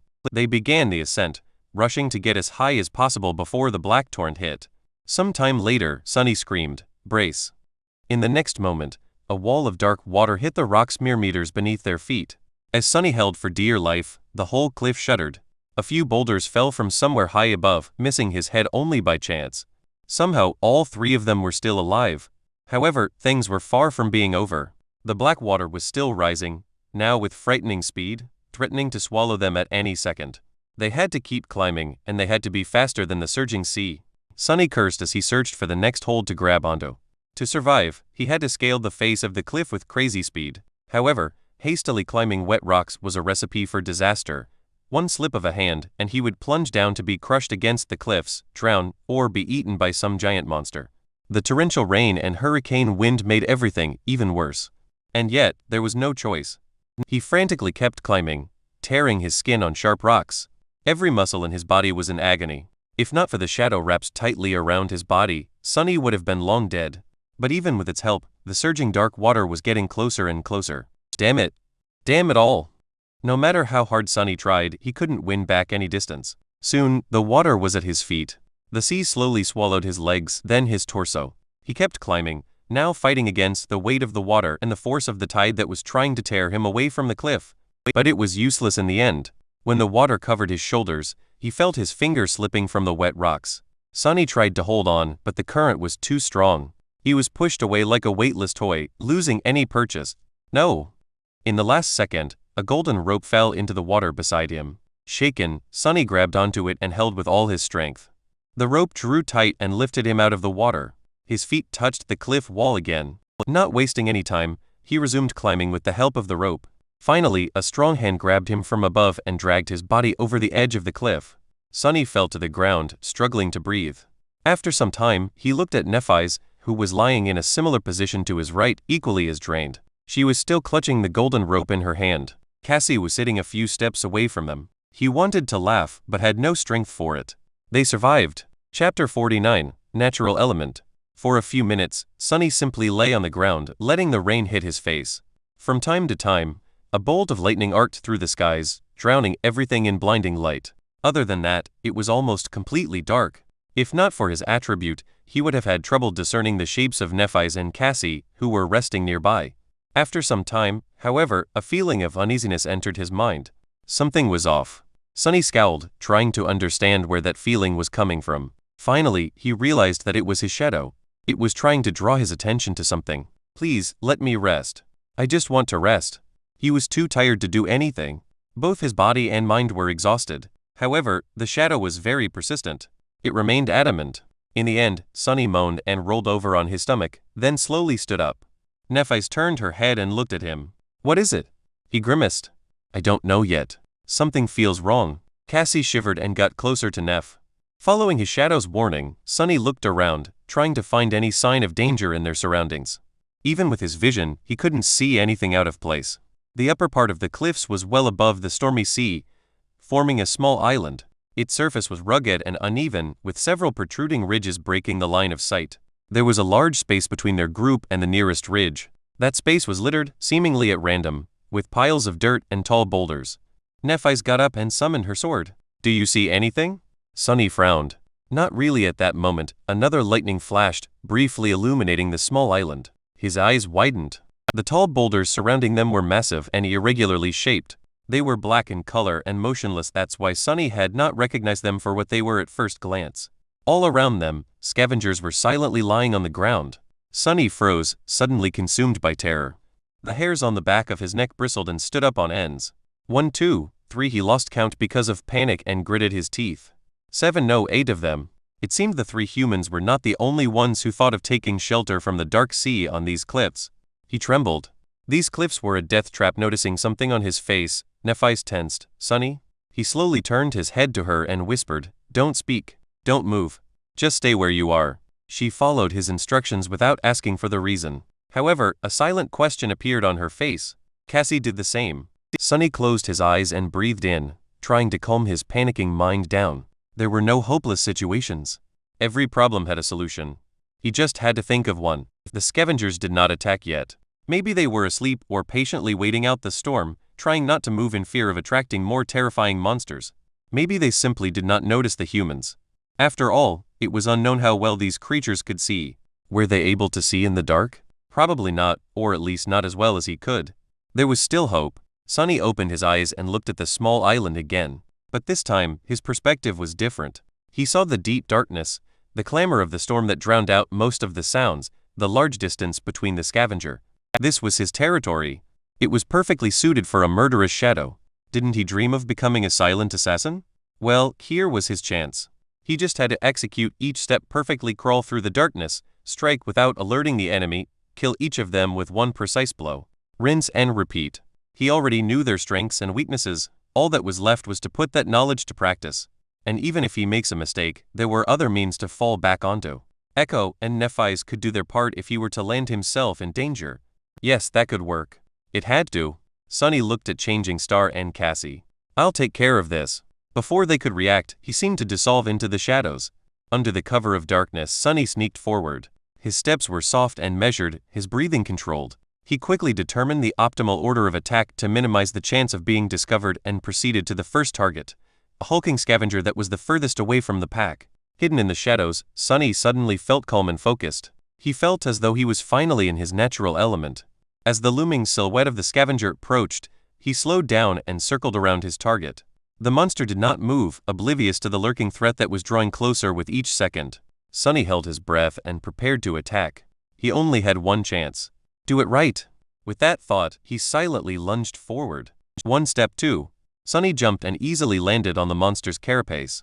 The azure blade was already in his hand, its steel dark.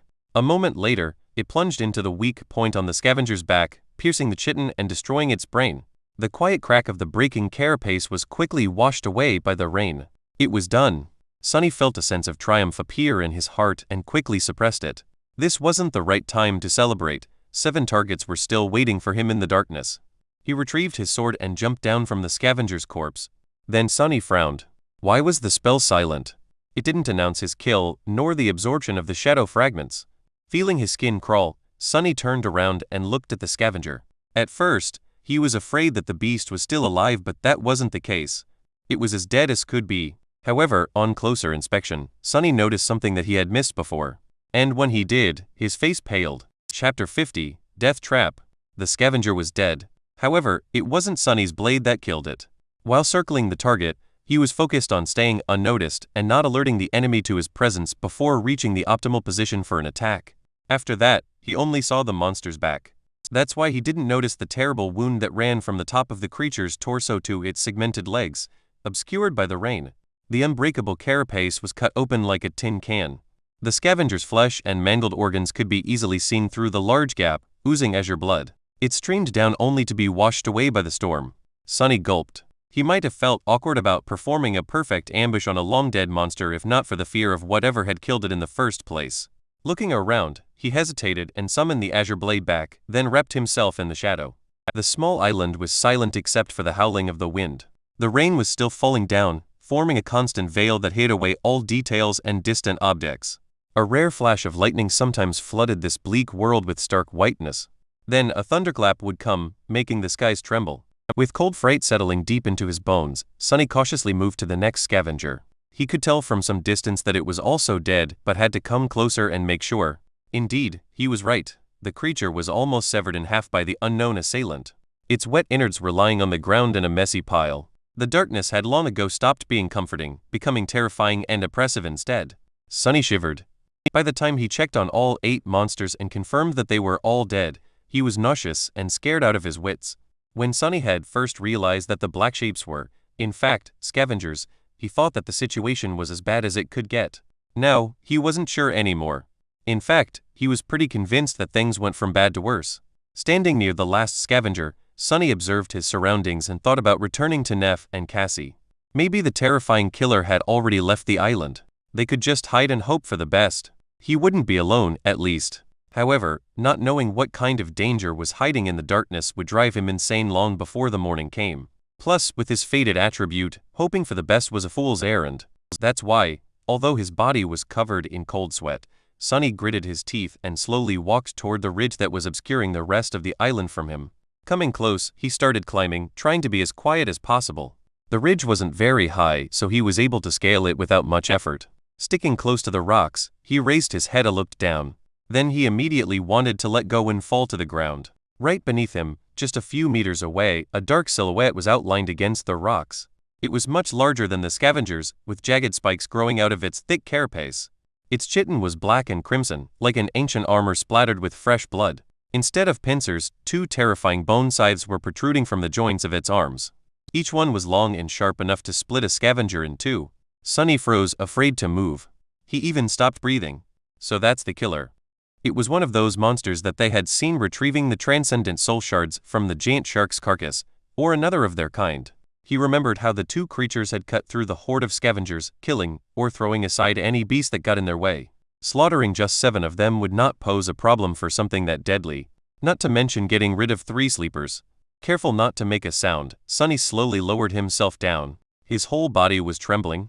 Moving his arms and legs with utmost precision, he began climbing down from the ridge, praying not to be heard, sensed, or noticed in some other way. Luckily, the monster remained oblivious to his presence. Reaching the ground, Sunny took a few steps back, still facing the ridge. He had to force himself to turn around. Feeling as though his back was being pierced by invisible needles, the young man stealthily moved in the direction where he had left his companions. A couple of minutes later, he returned to Nephise and Cassie. The girls were tense and nervous, waiting for his return in the darkness. Before coming out of the shadows, Sunny let them know that he was approaching. "It's me."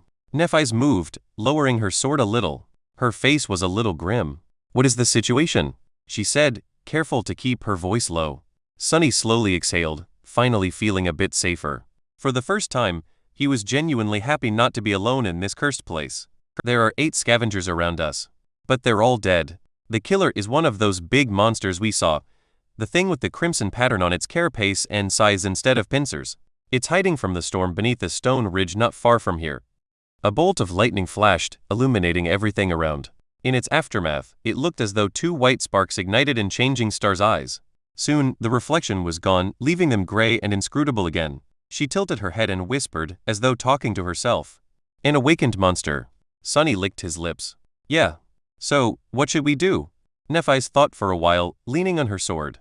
Then, she looked at him and said, "Kill it." Sunny stared at her, lost for words. Finally, he collected himself and said the first thing that came to his mind, "Are you nuts?" The idea of fighting the thing was pretty ridiculous, if not completely insane. Realizing that his words might have sounded a bit rude, he cleared his throat and added, "I mean, have you thought this through? How are we supposed to kill that monstrosity?" Nephise slowly inhaled. "It's not a question of thinking things through. We simply have no choice." She glanced at Cassie, who was listening to them with a pale face, and explained, "We can't leave the cliffs before morning, and neither can the monster. However, once the sun rises, it will easily see us and attack. Then, our only advantage, the element of surprise, will be gone. If we have to fight it anyway, it's better to be the ones initiating the fight." Changing Star looked around and added, "It's not completely dark yet. Although barely, I can still see. Once the night comes, this won't be the case. So we will have to attack it first and do it soon." Sunny shook his head. "This still doesn't explain how we are going to kill it. That thing just dispatched 8 scavengers like it was nothing. We are not its opponents. We don't even know its weaknesses." Nephise frowned. After a short pause, she said, "It's just an awakened monster." Sunny couldn't help but stare at her in disbelief. "What do you mean, just an awakened monster? Have you forgotten that all 3 of us are only sleepers? Dormant humans are not supposed to be able to deal with awakened beasts, let alone monsters. The fact that we can reliably kill scavengers is already abnormal." She looked back at him, undisturbed, and simply answered, "But we are abnormal." Sunny stood there with his mouth open, not knowing what to say. Nephise sighed. "You and I both are not exactly ordinary sleepers.